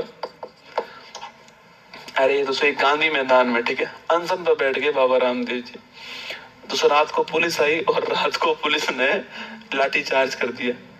दोस्तों ऐसा कहते हैं, मेरे को नहीं पता है, ऐसा कहते हैं कि बाबा रामदेव जी पेटीकोट पहन के भाग गए, ठीक है। सुप्रीम कोर्ट पहुंच गए, जाके बोला कि देखो मैं नींद दे रहा था और मुझे डंडे मार के भगाया गया मेरी बिना अनुमति के। सुप्रीम कोर्ट ने कहा ठीक बात है, पर्याप्त नींद लेने का अधिकार आपके पास में है, तो पर्याप्त नींद लेने का जो अधिकार आपकी, वो भी दोस्तों यहाँ पर था ना। एक केस था उन्नी कृष्णन केस। अब देखो इसकी बात हम लोग बहुत ही कम करते हैं, ना ही हमें पढ़ाया जाता है और ना ही हम पढ़ते हैं इसको। उन्नी कृष्णन केस दोस्तों, इसी में कहा था शिक्षा का अधिकार, जो एजुकेशन वाला जो अधिकार है ना कि प्राथमिक शिक्षा जो है आपकी मिलनी चाहिए, वो यही केस था। इसके बाद में 86वां संविधान संशोधन हुआ है 2002 के अंदर, और दोस्तों इसी के बाद में 6 से 14 वर्ष के जो बच्चे हैं इनके लिए निशुल्क और अनिवार्य शिक्षा जो है इसको लागू किया गया, और संविधान में आर्टिकल 221 एक जोड़ा गया आपके, और फिर इसी के आधार पे राइट टू एजुकेशन अधिनियम जो है 2009 आया, जो कि दोस्तों आपके 1 अप्रैल 2010 से लागू हुआ।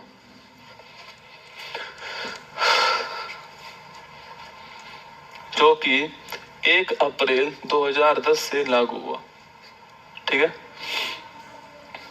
ये आपको ध्यान रखना है दोस्तों। एक और लिख लीजिए आप, आपातकाल में मेडिकल सुविधा का अधिकार। आप में से कोई बताएगा कि आपातकाल में जो मेडिकल सुविधा है इसका अधिकार किस केस में आया था, मतलब किसी का एक्सीडेंट हो गया है तो कोई भी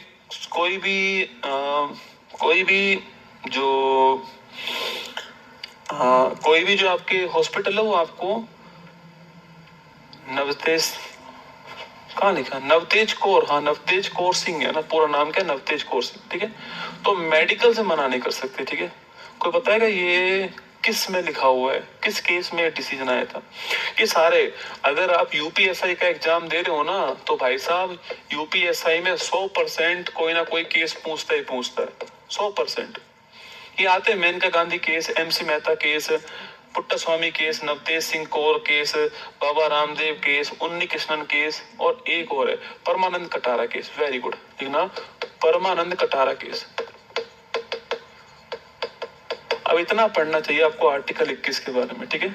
सो 19 से आपके एक आर्टिकल 22 और दोस्तों ना, ये 22 तो मैं आपको पहले भी दिखा चुका हूँ आपके। सो 22 जो आपके गिरफ्तारी और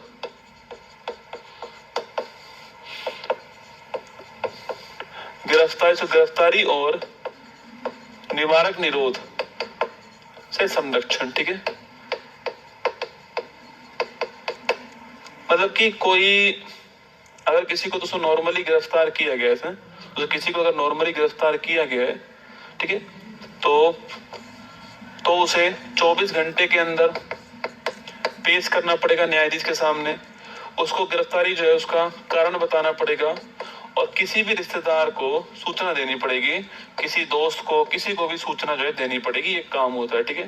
पर दोस्तों जो निवारक निरोध होता है आपके शक के आधार पर गिरफ्तार, कि भविष्य में कोई बड़ा ये आपके अपराध कर सकता है, इसलिए शक के आधार पे गिरफ्तार किया गया है। जैसे कि एग्जाम्पल दोस्तों Misa, maintenance internal security act, Misa. देखो टाडा, संजय दत्त जो आपके सो इसी में टाडा में दोस्तों उनके पास में हथियार पाया गया था, जो वो आपके 4-5 साल जेल रह गए, सो वो टाडा ही था, ठीक है, टाडा, ठीक है। आपके नेशनल सिक्योरिटी एक्ट, नासुका, ये बहुत खतरनाक है वैसे, रासुका, नेशनल सिक्योरिटी एक्ट, ठीक है। ये वर्तमान में यही चल रहा है, 1980 में बना था, वर्तमान में यही चल रहा है, ठीक है। ये आर्टिकल 222 है ना। अब आ जाओ सवाल के ऊपर। एक सवाल के इतना जो है भाई साहब रायता फैला है, मौलिक अधिकारों के किस अनुच्छेद में सहकारी समिति जो है इसकी बात की गई है? तो आर्टिकल 19 जो है आपकी यहाँ पर सहकारी समिति जो है इसकी बात की गई है। ऑप्शन नंबर बी आंसर हो गया, ठीक है। ये सारी बातें आपको इसमें ध्यान रखनी है। आगे बढ़िए। भारतीय संविधान के किस भाग को भारत का मेग्ना कार्टा कहते हैं? ठीक है, अरे कौन सा भाग है? भाग 3 है ना। तो मौलिक अधिकार भाग 3 जो है इसे क्या बोलते हैं? मेग्ना कार्टा कहते हैं। आपको ध्यान रखना है। भारतीय संविधान के 44वें संशोधन द्वारा मौलिक अधिकारों की श्रेणी से निम्नलिखित में से किसको दोस्तों हटाया गया ना? अरे मौलिक अधिकारों में से किसको बाहर कर दिया गया? तो याद कीजिएगा, ये तो अभी भी है हमारे पास में, ये दोस्तों अभी भी है, ये हमारे पास वर्तमान में नहीं है, ठीक है। और ये हमारे पास 25 से 28 वर्तमान में है। तो संपत्ति का जो अधिकार है इसको बाहर किया गया। Option number C correct answer हो गया। भारतीय संविधान के अंतर्गत निम्नलिखित में से किसे मूल अधिकारों का संरक्षण दोस्तों समझा जाता है? ठीक है, मौलिक अधिकार जो है उसका संरक्षण कौन करता है? ठीक है, तो मैंने आपसे साफ साफ कहा था कि आर्टिकल 13। अब देखो सवाल सीधा दोस्तों नहीं पूछा गया है, सवाल घुमा के पूछा गया है। आर्टिकल 13 में मैंने आपसे कहा था कि अगर कोई भी कानून संसद बनाती है और वह कानून मौलिक अधिकारों का उल्लंघन करता है तो उस कंडीशन में सुप्रीम कोर्ट जो है उस आपके कानून को जीरो कर सकती है, उस कानून को समाप्त कर सकती है, या उस कानून के उस भाग को हटा सकती है ना। इस साफ कहा था मैंने आपसे। तो न्यायपालिका, option number C correct answer आपको ध्यान रखना है, ठीक है, न्यायपालिका। भारतीय संविधान के निम्नलिखित में से किस अनुच्छेद में यह उल्लेखित है कि किसी व्यक्ति को एक ही अपराध के लिए एक बार से अधिक जो है अभियोजित या दंडित नहीं किया जाएगा? देखो अब उसने आर्टिकल 120 में भी पार्ट पूछ लिया आपसे। सवाल का लेवल कहां तक पहुंच सकता है दोस्तों आप समझ सकते हो मेरे साथ में। सो भाग पूछ रहा है आगे, ठीक है। तो आपको आर्टिकल 20 दो, बस केवल एक ही ध्यान रखना है, आर्टिकल 20 दो दोस्तों। आर्टिकल जो आपके 20 दो आपके, इसमें साफ साफ लिखा हुआ है कि भाई एक अपराध के लिए एक बार ही दंडित किया जाएगा। तो एक अपराध के लिए एक बार ही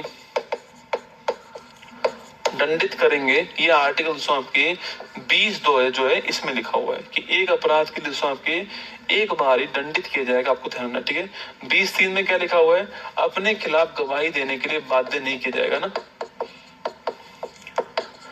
अपने खिलाफ गवाही देने के लिए बाध्य नहीं किया जाएगा। आपके ये किस में लिखा हुआ? 20 आपके 3 में लिखा हुआ, आपको ध्यान रखना है, ठीक है।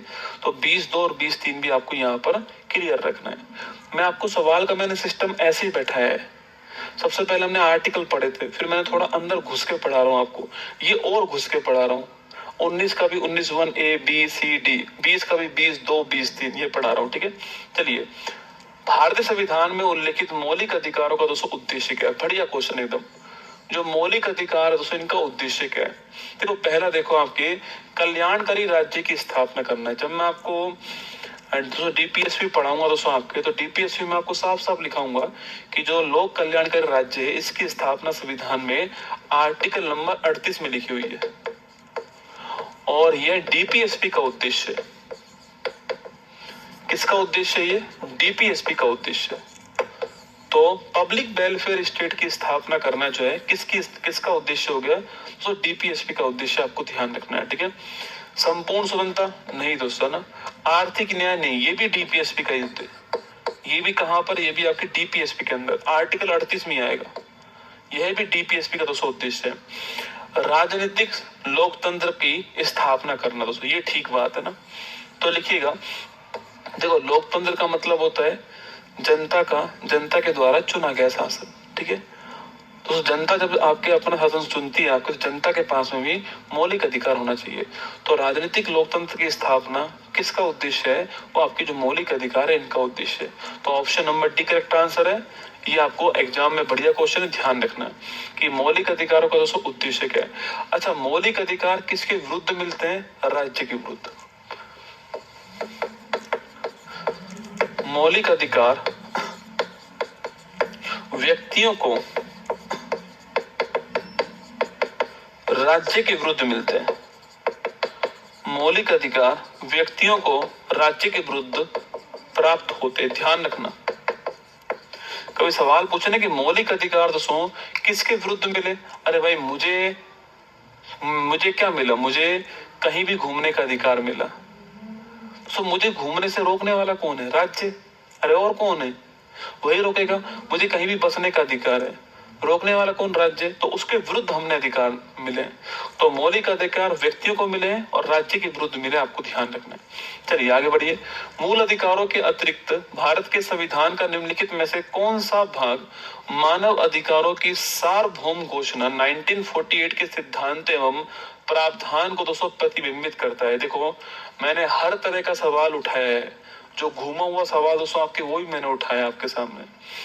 सवाल दोस्तों यहाँ पर ये कह रहा है कि भाई मौलिक अधिकारों में तो मौलिक अधिकारों की बात दोस्तों है, इसके विरुद्ध, ठीक, इसके अलावा मानव अधिकारों की सार्वभौम घोषणा 1948 दोस्तों आपके जो हुई थी, आपके universal declaration of human right दोस्तों आपके, आप सभी जानते हो ना कि 10 दिसंबर की तारीख थी आपके, 10 दिसंबर 1948 को मानव अधिकार घोषणा पत्र आया था ना, मानव अधिकार घोषणा पत्र आया था, ठीक है। ये विश्व की बात कर रहा हूं, इसलिए इस तारीख को हम जो है मानव अधिकार दिवस बनाते हैं, ठीक है। तो ये कह रहा है कि इसके जो सिद्धांत और प्रावधान है उसको कहां पर और आपके आते हैं। जो उद्देश्य दोस्तों, हमारा जो उद्देश्य क्या है, उसमें मैंने आपसे कहा था कि भारत के नागरिकों को 5 प्रकार की फ्रीडम मिलेगी, 3 प्रकार की आपके जस्टिस मिलेगा, 2 प्रकार की इक्वलिटी मिलेगी। तो ये भी तो मानव के दोस्तों अधिकार हुए ना, तो ये तो ठीक आंसर है दोस्तों। प्रियम्बल तो आएगा आपके, ठीक आंसर है दोस्तों। डीपीएसपी, राज्य के डीपीएसपी दोस्तों आपके व्यक्तियों को क्या क्या मिलेगा दोस्तों? आपके व्यक्तियों को काम करने का अधिकार मिलेगा, आर्टिकल 41 में लिखा हुआ आपके। इसके अलावा सो आर्टिकल आपके 42 में आपके प्रसूति सहायता मिलेगी, कोई आपके प्रेग्नेंट वुमेन है तो उसको सहायता मिलने वाली है, ये साफ साफ लिखा हुआ है। 47 में पोषण का अधिकार मिलेगा, ये भी लिखा हुआ है। तो यहाँ भी मनुष्य के अधिकार लिखे हुए हैं, तो इसके अंदर भी आपके मनुष्य के अधिकार लिखे हुए हैं, ठीक है। सो मौलिक कर्तव्य आपके, सो मौलिक कर्तव्य क्या आपके यहाँ भी दोस्तों, देख आप सोच के देखिए कि मैं अपने धर्म का पालन करूंगा, ये दोस्तों मैं कोई भी धर्म मानूं, किसी भी धर्म का प्रचार करूं, ये मेरा अधिकार है। लेकिन वहां पे साफ साफ ये भी लिखा हुआ है कि ये मेरा कर्तव्य भी है कि मैं अन्य धर्म का भी पालन करूं, अन्य धर्म का भी सम्मान करूं, मैं किसी और के धर्म का आपके उल्लंघन ना करूं, मैं किसी और के धर्म को नीचा ना दिखाऊं। तो ये मेरा कर्तव्य भी है। जहां पर अधिकार होंगे वहां पर कर्तव्य होंगे। भाई दोस्तों मेरा अधिकार क्या है कि मैं अपने धर्म का, किसी भी धर्म को मानूं कि इसका प्रचार प्रसार करूं, ये मेरे पास अधिकार है। लेकिन किसी और के धर्म को नुकसान ना पहुंचाऊं, ये भी तो मेरा अधिकार है, कर्तव्य है ना ये भी मेरा। तो जहां पर अधिकार होंगे, जहां पे दोस्तों अधिकार होंगे, वहां पर कर्तव्य का होना जरूरी है। ठीक है, तो तीनों में लिखा हुआ है, option number D correct answer है। उपयुक्त सभी आपको ध्यान रखना, बढ़िया क्वेश्चन है। निम्नलिखित कथनों पर विचार कीजिए, आइए करते हैं। मूल अधिकार संविधान द्वारा संरक्षित, बढ़िया क्वेश्चन बनाया गया, देखो बढ़िया क्वेश्चन है ना। मूल अधिकार जो है इनको संविधान द्वारा संरक्षित जो किया गया, ठीक बात है, किया गया दोस्तों आपके, अरे आर्टिकल 32 में किया गया है ना, ठीक बात है। मूल अधिकार दोस्तों वाद योग्य है, अगर इनका तो मैंने कहा ना सो वाद योग्य दोस्तों आपके मूल अधिकार जो सो वाद योग्य है, ठीक बात दोस्तों आपके। क्या दोस्तों मूल अधिकार वाद योग्य है, पूछे आपसे।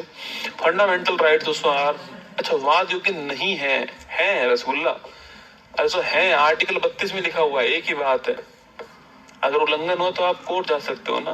मूल अधिकारों की प्रकृति दोस्तों स्थायी नहीं है, ठीक है, ठीक बात दोस्तों। ये नकारात्मक प्रवृत्ति के भी है और सकारात्मक के भी है, दोनों है। नकारात्मक का मतलब आपके राज्य के विरुद्ध मिले, कुछ ऐसे भी हैं जो राज्य के विरुद्ध नहीं भी मिले, दोनों तरह के मौलिक अधिकार हमारे पास में है, ठीक है। नकारात्मक भी है, सकारात्मक भी है, तो इनकी कोई प्रकृति स्थायी नहीं है ना। तो इसका आंसर होगा ऑप्शन नंबर 1 और 3। नए नए सवालों में नए नए तरीके आपको मिल रहे सवालों के, ठीक है, ध्यान रखना। चलिए आगे चलिएगा। 1950 में भारतीय संविधान द्वारा मूल अधिरूप से कितने मौलिक अधिकार शामिल किए गए? तो मैंने कहा था ना कि 7 मौलिक अधिकार शामिल किए गए, वर्तमान में हमारे पास 6 मौलिक अधिकार है। तो उस समय 7 मौलिक अधिकार शामिल किए गए, ऑप्शन नंबर 1 करेक्ट आंसर है, ठीक है। आगे आइए। भारत के संविधान में शोषण के विरुद्ध अधिकार के, मानव दुर्व्यापार और बलात् श्रम का निषेध द्वारा निम्नलिखित में से कौन से अधिकार प्रतिबंधित किए गए? ये क्वेश्चन आईएएस के पीटी एग्जाम में पूछा गया। चलिए दोस्तों आगे बढ़िएगा। हम 22 तक दोस्तों पढ़ चुके हैं, ठीक है। इसके बाद दोस्तों आर्टिकल नंबर 23 और 24 है, यह शोषण के विरुद्ध अधिकार है, जिसमें आर्टिकल 23 जो है यह है दोस्तों कहता है आपके, पहली बात तो मानव दुर्व्यापार जो है इसको रोकता है दोस्तों। ह्यूमन ट्रैफिकिंग जो है ना, किसको रोकता है? ह्यूमन ट्रैफिकिंग को, ठीक है, मतलब कि मानव अंगों का क्रय विक्रय। आप सुनते हो ना कि उस हॉस्पिटल में किडनी बेचने का काम हो रहा था, कि इंसान की किडनी निकालते थे और बेचते थे ना, ये सुना होगा दोस्तों ना, इस पर बैन करता है, ठीक है। दोस्तों इसके अलावा बंधुआ जो मजदूरी है इस पे भी बैन करता है। बाउंडेड लेबर दोस्तों होता क्या है आपके,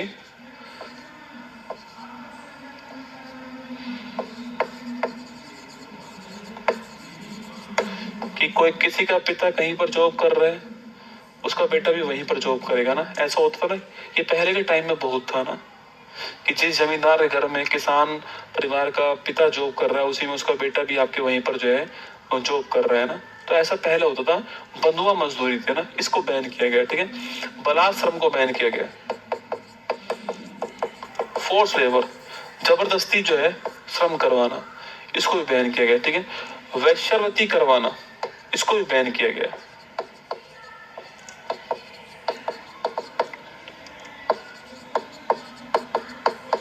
वैश्यावृत्ति तो करना अपराध नहीं है भाई, आपका जिस्म, आपका शरीर, आप कुछ भी करो उसका, कोई जबरदस्ती आपसे वैश्यावृत्ति करवाता है तो वो अपराध है, ठीक है।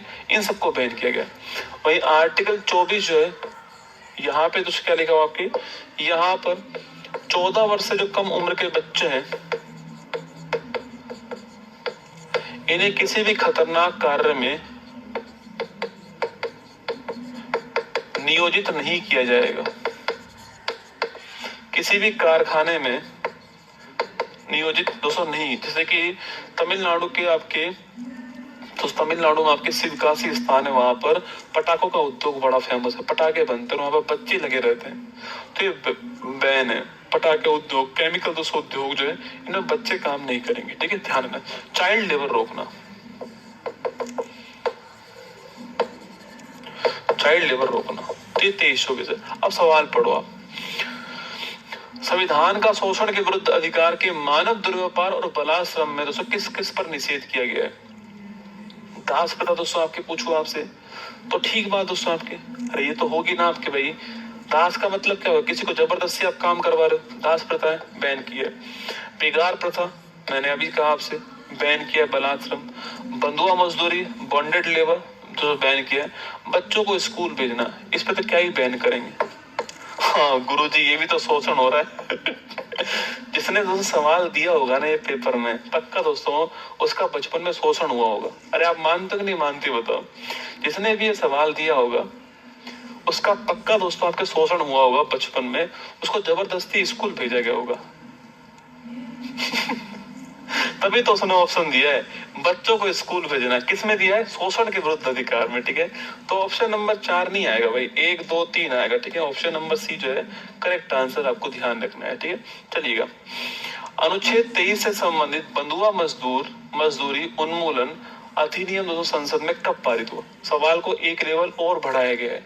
देखो कई लोग आर्टिकल 23 जानते नहीं है, जो जानते केवल इतना जानते कि भाई मानव दुर्व्यापार जो इसको रोका गया है, उसमें और कौन सा बंधुआ मजदूरी भी लिखा हुआ है, उसमें बेगार प्रथा भी लिखा हुआ है, ये सब भी उसमें लिखा हुआ है।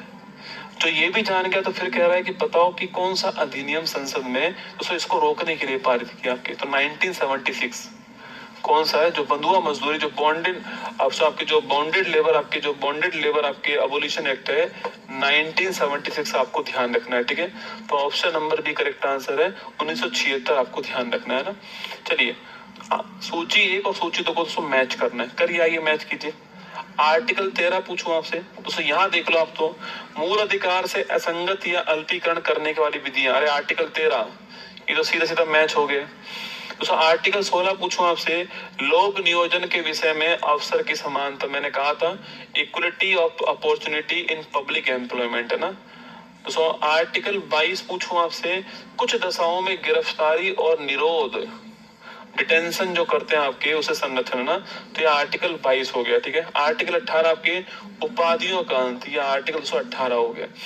दोस्तों ए का आपके ए का 3 हो गया, ए का 3 दोस्तों आपके, बी का आपके ए का दोस्तों आपके ए का 1 हो गया, ए का 1 हो गया। ऑप्शन नंबर 1 करेक्ट आंसर है, ए का 1, बी का 3, सी का 4, डी का 2, ठीक है। तो ऑप्शन नंबर दोस्तों 1 जो है वो करेक्ट आंसर है। चलिए आगे बढ़िए, निम्नलिखित पर विचार कीजिए दोस्तों। आइए विचार करते हैं। Right to freedom of speech and expression, right to property, culture and education right, और मतदान का अधिकार। ये भी क्वेश्चन दोस्तों आपकी एक बार जो है आईएएस के पीटी एग्जाम में सवाल पूछा गया था, मतदान का अधिकार कैसा अधिकार है? ऑप्शन थे मूल अधिकार है, संवैधानिक अधिकार है, विधिक अधिकार है, ऐसा ऑप्शन दिया होता है ना।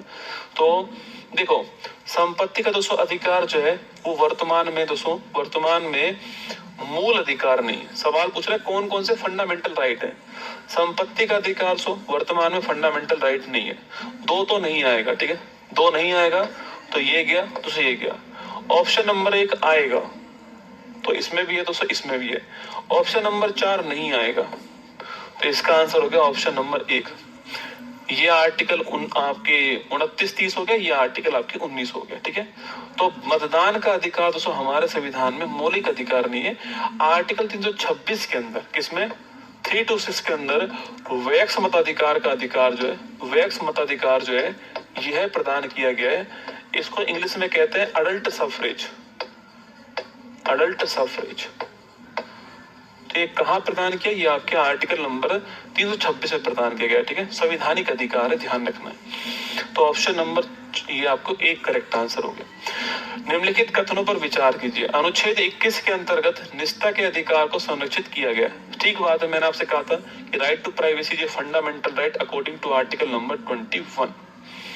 विदेश में घूमने का अधिकार भी आर्टिकल 21 में। मैंने आपसे कहा था मेनका गांधी केस हो साहब के, दोनों ठीक बात है। ऑप्शन नंबर 1 और 2 जो है दोनों ठीक है, आपको ध्यान रखना है। आगे बढ़िएगा, उन मौलिक अधिकारों का चयन करें जो भारतीय नागरिकों को प्राप्त है। देखो सवाल दोस्तों आर्टिकल का नाम नहीं लिखा है, अब आपको 2 तरह की मेहनत करनी पड़ेगी इसमें।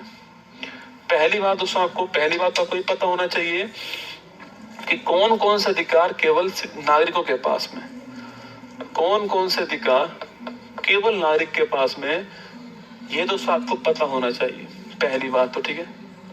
तो पहली बात तो ये पता होना चाहिए कि कौन कौन से अधिकार केवल नागरिक के पास में। तो याद करो 15, 16, 19, 29 और 30। ठीक है, चेक करो। फिर आपको 15 में क्या लिख रहा है, 16 में क्या लिख रहा है, 17 में क्या, 19, 15, 16, 19, 29, 30 में क्या लिखा हो वो पता होना चाहिए। फिर आप यहाँ पे जो उसको वो करोगे, मिलाओगे। ये होता है सुप्रीम लेवल। जब आप खुद के दिमाग को इस हिसाब से ट्रेंड करते हो कि सवाल आसान नहीं आएगा, मुझे सवाल में दिमाग लगाना पड़ेगा, तो आपकी बॉडी में दोस्तों एक चीज डेवलप होती है, उसे कहते हैं पेशेंस। सबसे बड़ी जो कमी है ना आज के टाइम में दोस्तों वो ये है, क्योंकि हम रील के जमाने में दोस्तों आ चुके हैं। हम तो वो इंसान है जो मूवी पूरी नहीं देखते हैं, रील में भी मूवी देख लेते हैं। उस कोई मूवी का कोई फेवरेट चीज है आपके, उसको रील में देख ले, खत्म मूवी हमारे अनुसार। हम चाहते हैं कि 1 मिनट में वीडियो समाप्त की जाए, 2 मिनट में समाप्त कर दी जाए। रील के टाइम में जी रहे हैं, हमारे अंदर ये तो बचा ही नहीं है, पेशेंस। इसलिए सवाल को हम पढ़ ही नहीं पाते, पेपर में पहले ही होपलेस हो जाते हैं।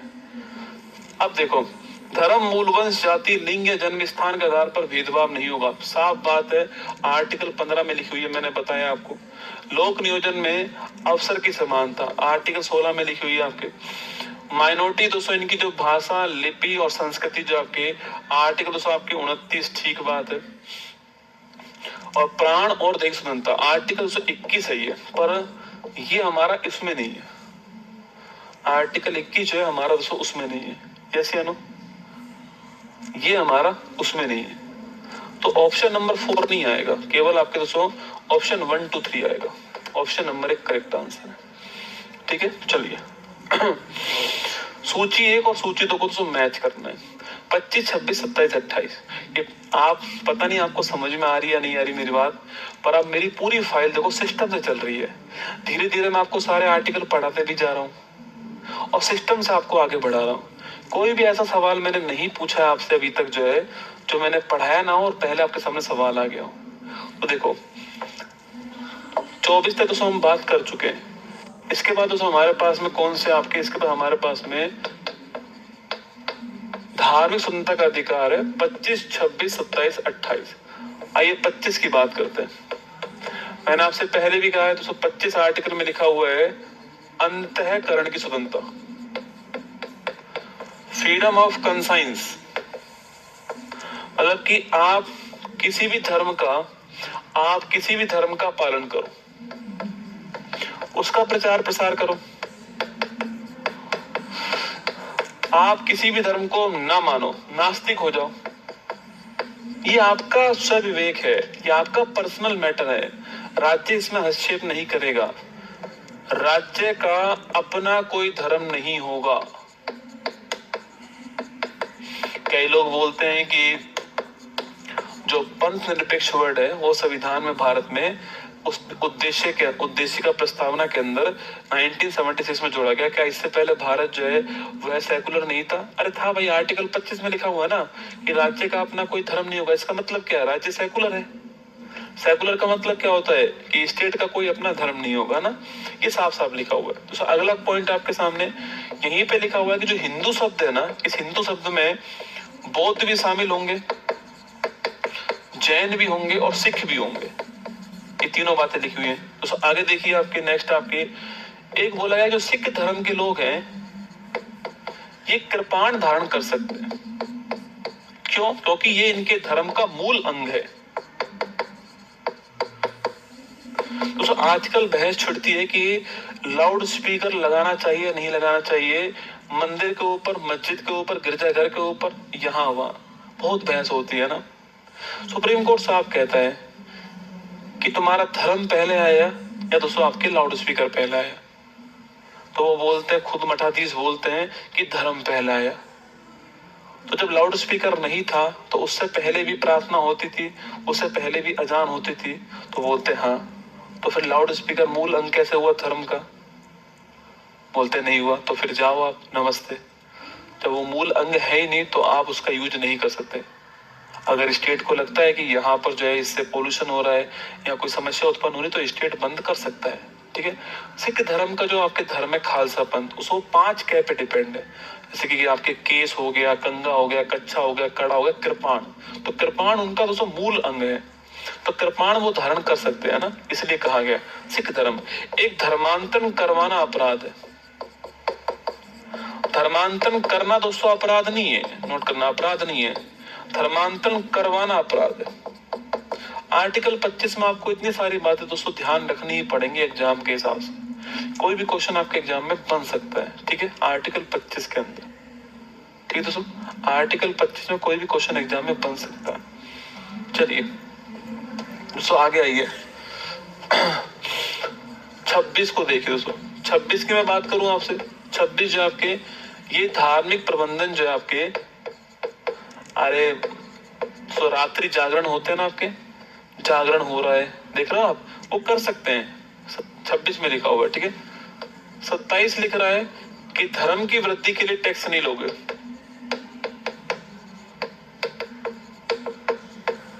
ठीक है। एग्जाम्पल जजिया कर, गैर मुसलमान से ले जाने वाला टैक्स, ठीक है। तो क्या गुरुजी जब मंदिर के बाहर जो आपके जूता रखने की जगह होती है, मान लो वहां पे लिखा हुआ है कि 5 रुपए दीजिए जूता रख दीजिए, तो वो भी गलत है? वो दोस्तों गलत नहीं है। क्यों नहीं है गलत? क्योंकि रसगुल्ला वो आप सर्विस ले रहे हो, अपने जूते सुरक्षित रखने के लिए सर्विस ले रहे हो। आप मंदिर के बाहर खोल के चले जाओ, गायब हो जाएंगे। खोल के चले जाओ दोस्तों, आप कोई पैसा नहीं लगने वाला है, लेकिन आप सर्विस लेना चाहते हो, आप जो है सर्विस लेना चाहते हो कि भाई मेरे जूते जब तक मैं अंदर रहूं, भगवान जी से बातचीत करूं, मेरे जूते आपके सही रहने चाहिए, तो उसके बदले में आपको कुछ देना पड़ेगा। सर्विस का होता है फीस, जैसे कि मैं यहाँ पर पढ़ा रहा हूँ तो मैं अपनी सर्विस दे रहा हूँ, मैं यहाँ पर पढ़ा रहा हूँ तो मैं सर्विस दे रहा हूँ अपनी, ठीक है। तो सर्विस के एवज में मुझे मिलती है मेरी सैलरी, फीस। तो जो फीस है ये ले सकते हैं भाई, है ना, फाइन लगा सकते हैं। कहीं पे लिखा हुआ है कि मंदिर के बाहर थूकने पर 500 रुपए का जुर्माना है, आप ये नहीं बोल सकते कि गुरुजी ना ना ना, ऐसा नहीं। फीस फाइन ले सकते हैं, चंदा आप दे सकते हो, अपनी मर्जी से तो आप कुछ भी करो दोस्तों, अपनी मर्जी से तो आप कुछ भी करो, लेंगे नहीं, जबरदस्ती लेंगे नहीं, ये लिखा हुआ है, ठीक है। चलिए, कृपाण मतलब छोटी तलवार होती है ना। 228 आर्टिकल 28 क्या बोलता है कि अगर कोई भी सरकारी स्कूल है या फंडेड है या सरकार द्वारा दोस्तों वित्त पोषित है, तो वहां पर धार्मिक जो प्रार्थना है वह नहीं होगी, ठीक है। तो वहां पर देखना आप, एंथम होता है, नेशनल एंथम, राष्ट्रगान है, देशभक्ति गीत है, तो वो हो सकते हैं, वहां पर धार्मिक प्रार्थना नहीं होगी।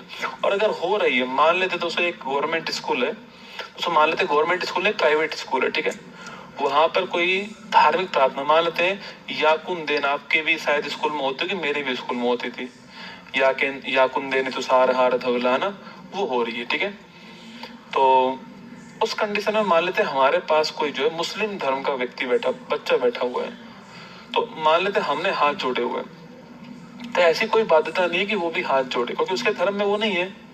सरकार उसको सॉरी जो स्कूल है वो बाध्य नहीं कर सकती उसको हाथ जोड़ने के लिए, ठीक है। स्कूल बाध्य नहीं कर सकती उसको प्रार्थना अटेंड करने के लिए। हाँ, कोई पूरी तरह प्राइवेट स्कूल है, उसने पहले लिख के दिया हुआ है, वहां गार्जियन की अनुमति से ऐसा कर सकते हैं, और वहां पर बाध्य भी कर सकते हैं कि अगर आपको, मान लो कोई हिंदू स्कूल है, पहले लिखा हुआ हिंदू स्कूल है, कोई मुस्लिम वहां पे मान लेते हैं एडमिशन लेता है, तो फिर उसको हाथ जोड़ने पड़ेंगे। समझ गए मेरी बात को? पर इस कंडीशन में धार्मिक प्रार्थना नहीं होगी और उसको उस प्रार्थना में शामिल करने के लिए बाध्य भी नहीं किया जाएगा, ठीक है। चलो अब सवाल देखो आप, आर्टिकल 25 दोस्तों, आर्टिकल 25 क्या बोलता है?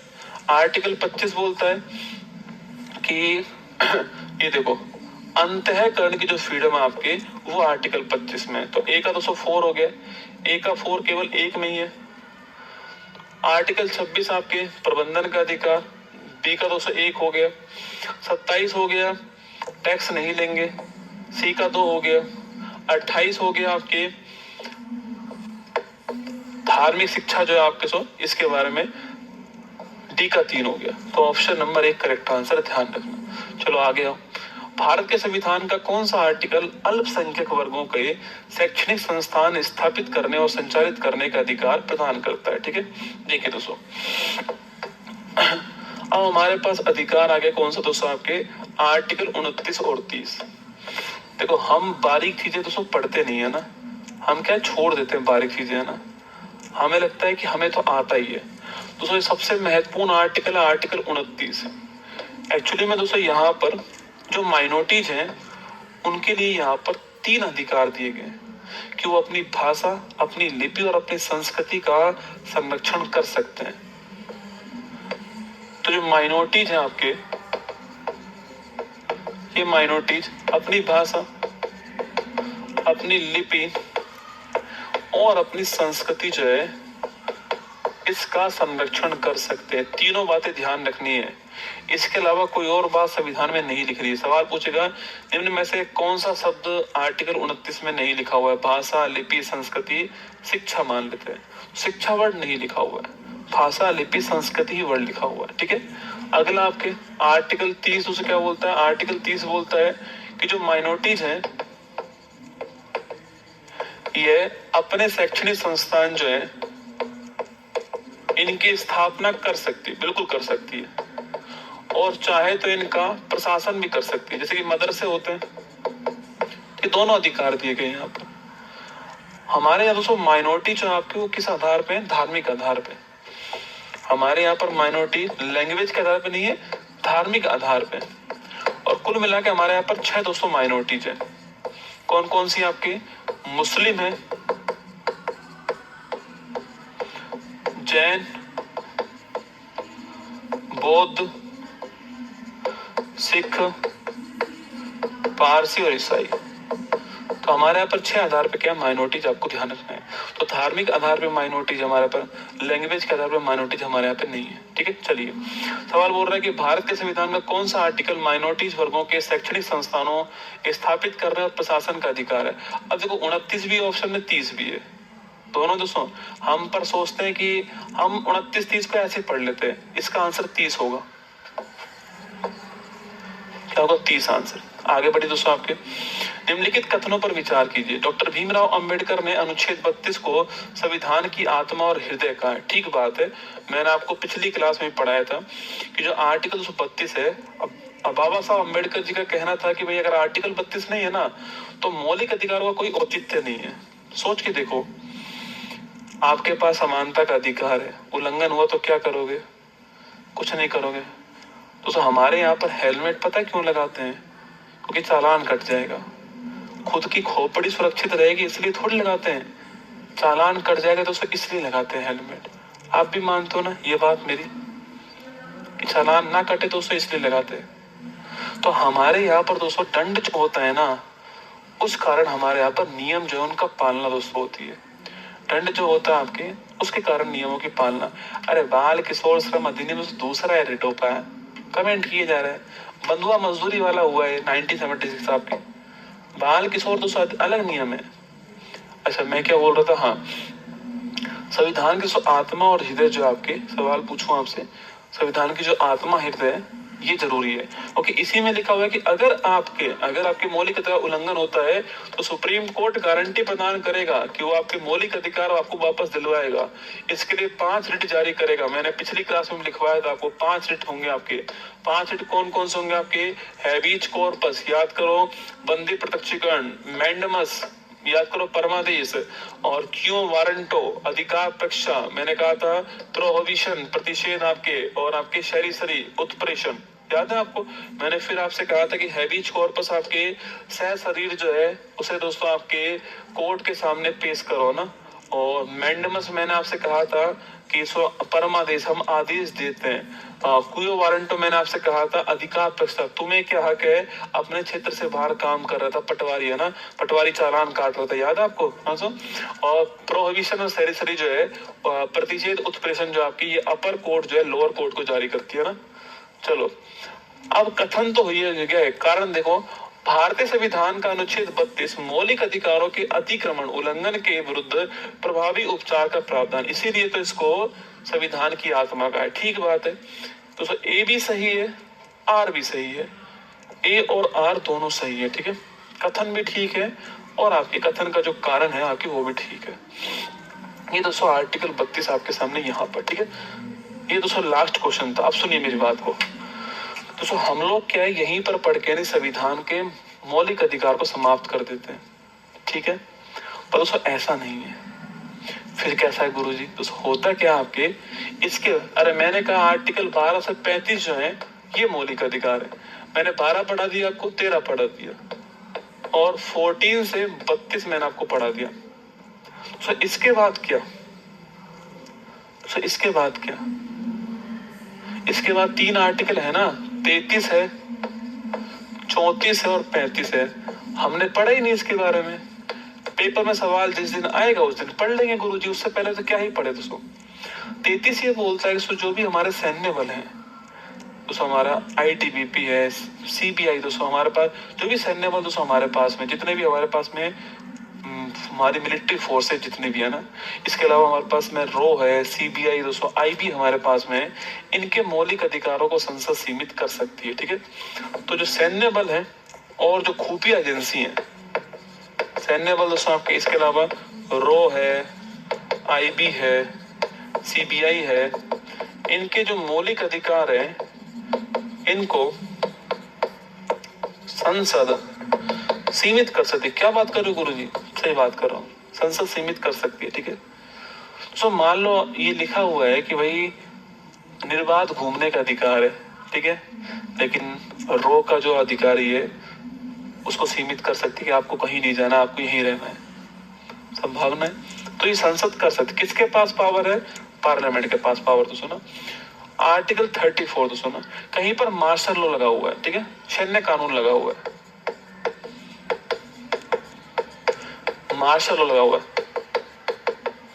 मान लो कहीं दोस्तों धारा जो 144 पहले थी आपके, जो पहले थी आपके, जिसमें ये था कि भाई आप इकट्ठे नहीं हो सकते। आप तो अलग गुरु जी नहीं, हमारे पास तो आर्टिकल 19(1)A में 19(1)B में लिखा हुआ है कि हम जो है वो संघ बना सकते हैं। 19(1)C में हम जो है शांतिपूर्ण सम्मेलन कर सकते हैं। 19(1)C में लिखा हुआ है हम संघ बना सकते हैं। हम तो खड़े रहेंगे, गोली मार देगी सेना। साफ साफ अधिकार होते सेना के पास में, 5 से अधिक लोग खड़े हुए, गोली मार दो, ठीक है। तो वहां ये मत कहना गुरु जी ना हमारे पास तो मौलिक अधिकार है। आर्टिकल 34 पढ़ लेना चाहिए कि सैन्य लॉ के समय जो हमारे नागरिक हैं इनके जो मौलिक अधिकार है इनको सीमित कर सकते हैं। करेगा कौन सीमित? संसद करेगा, ठीक है। तो आर्टिकल 35 में क्या लिखा हुआ आपके कि इन मौलिक अधिकारों में संशोधन की जो अंतिम शक्ति होगी वो संसद के पास होगी। अगर आप गौर से देखोगे तो हमारे संविधान का जो भाग 1 है दोस्तों, भाग 1 का आर्टिकल नंबर 1 से 4 है। हम आर्टिकल 4 की बात कर रहे हैं, ठीक है। इसमें भी जो पावर है वो किसके पास में? संसद के पास में। भाग 2 में आर्टिकल 5 से 11 है। इसमें जो आर्टिकल 11 है उसमें सिटीजनशिप की जो पावर है यह भी संसद के पास में। भाग 3 में आर्टिकल नंबर 12 से 35 है, और जो आपके आर्टिकल 35 है आपके, इसमें भी पावर संसद के पास में। तो भाग 1, भाग 2, भाग 3 में जो अंतिम पावर है वो किसके पास में दोस्तों? आपकी वो अंतिम पावर जो है वो आपके संसद के पास में। आपको ध्यान रखना है।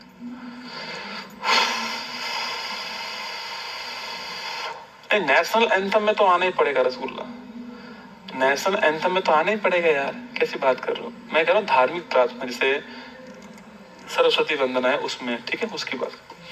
अब आपका यहाँ पर समाप्त हुआ आर्टिकल।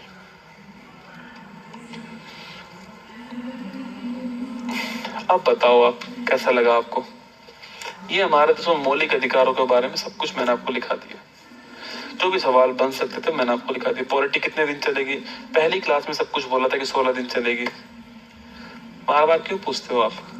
तो चलिए यहाँ पर हम समाप्त करते हैं हमारी इस आकाशवाणी को। तो कल आपका हॉलीडे रहेगा क्योंकि कल जो है हमने 15 अगस्त है। आपको शुभकामना मेरी तरफ से। सुबह वाली क्लास होगी बस 6 बजे वाली, बाकी ऑफ रहेगा। 16 तारीख को आपकी क्लास होगी, छुट्टी नहीं है, ठीक है। 16 तारीख को क्लास होगी, छुट्टी नहीं है ना। शनिवार में मानता हूँ, जन्माष्टमी में मानता हूँ, पर फिर भी क्लास आपकी होगी 16 तारीख को, ठीक है। तो 16 को हम आगे वाला चैप्टर डीपीएसपी और फंडामेंटल ड्यूटी जो है उनको हम जो है पढ़ने वाले हैं 16 तारीख को। चलिए ऑल द बेस्ट, जय हिंद, थैंक यू।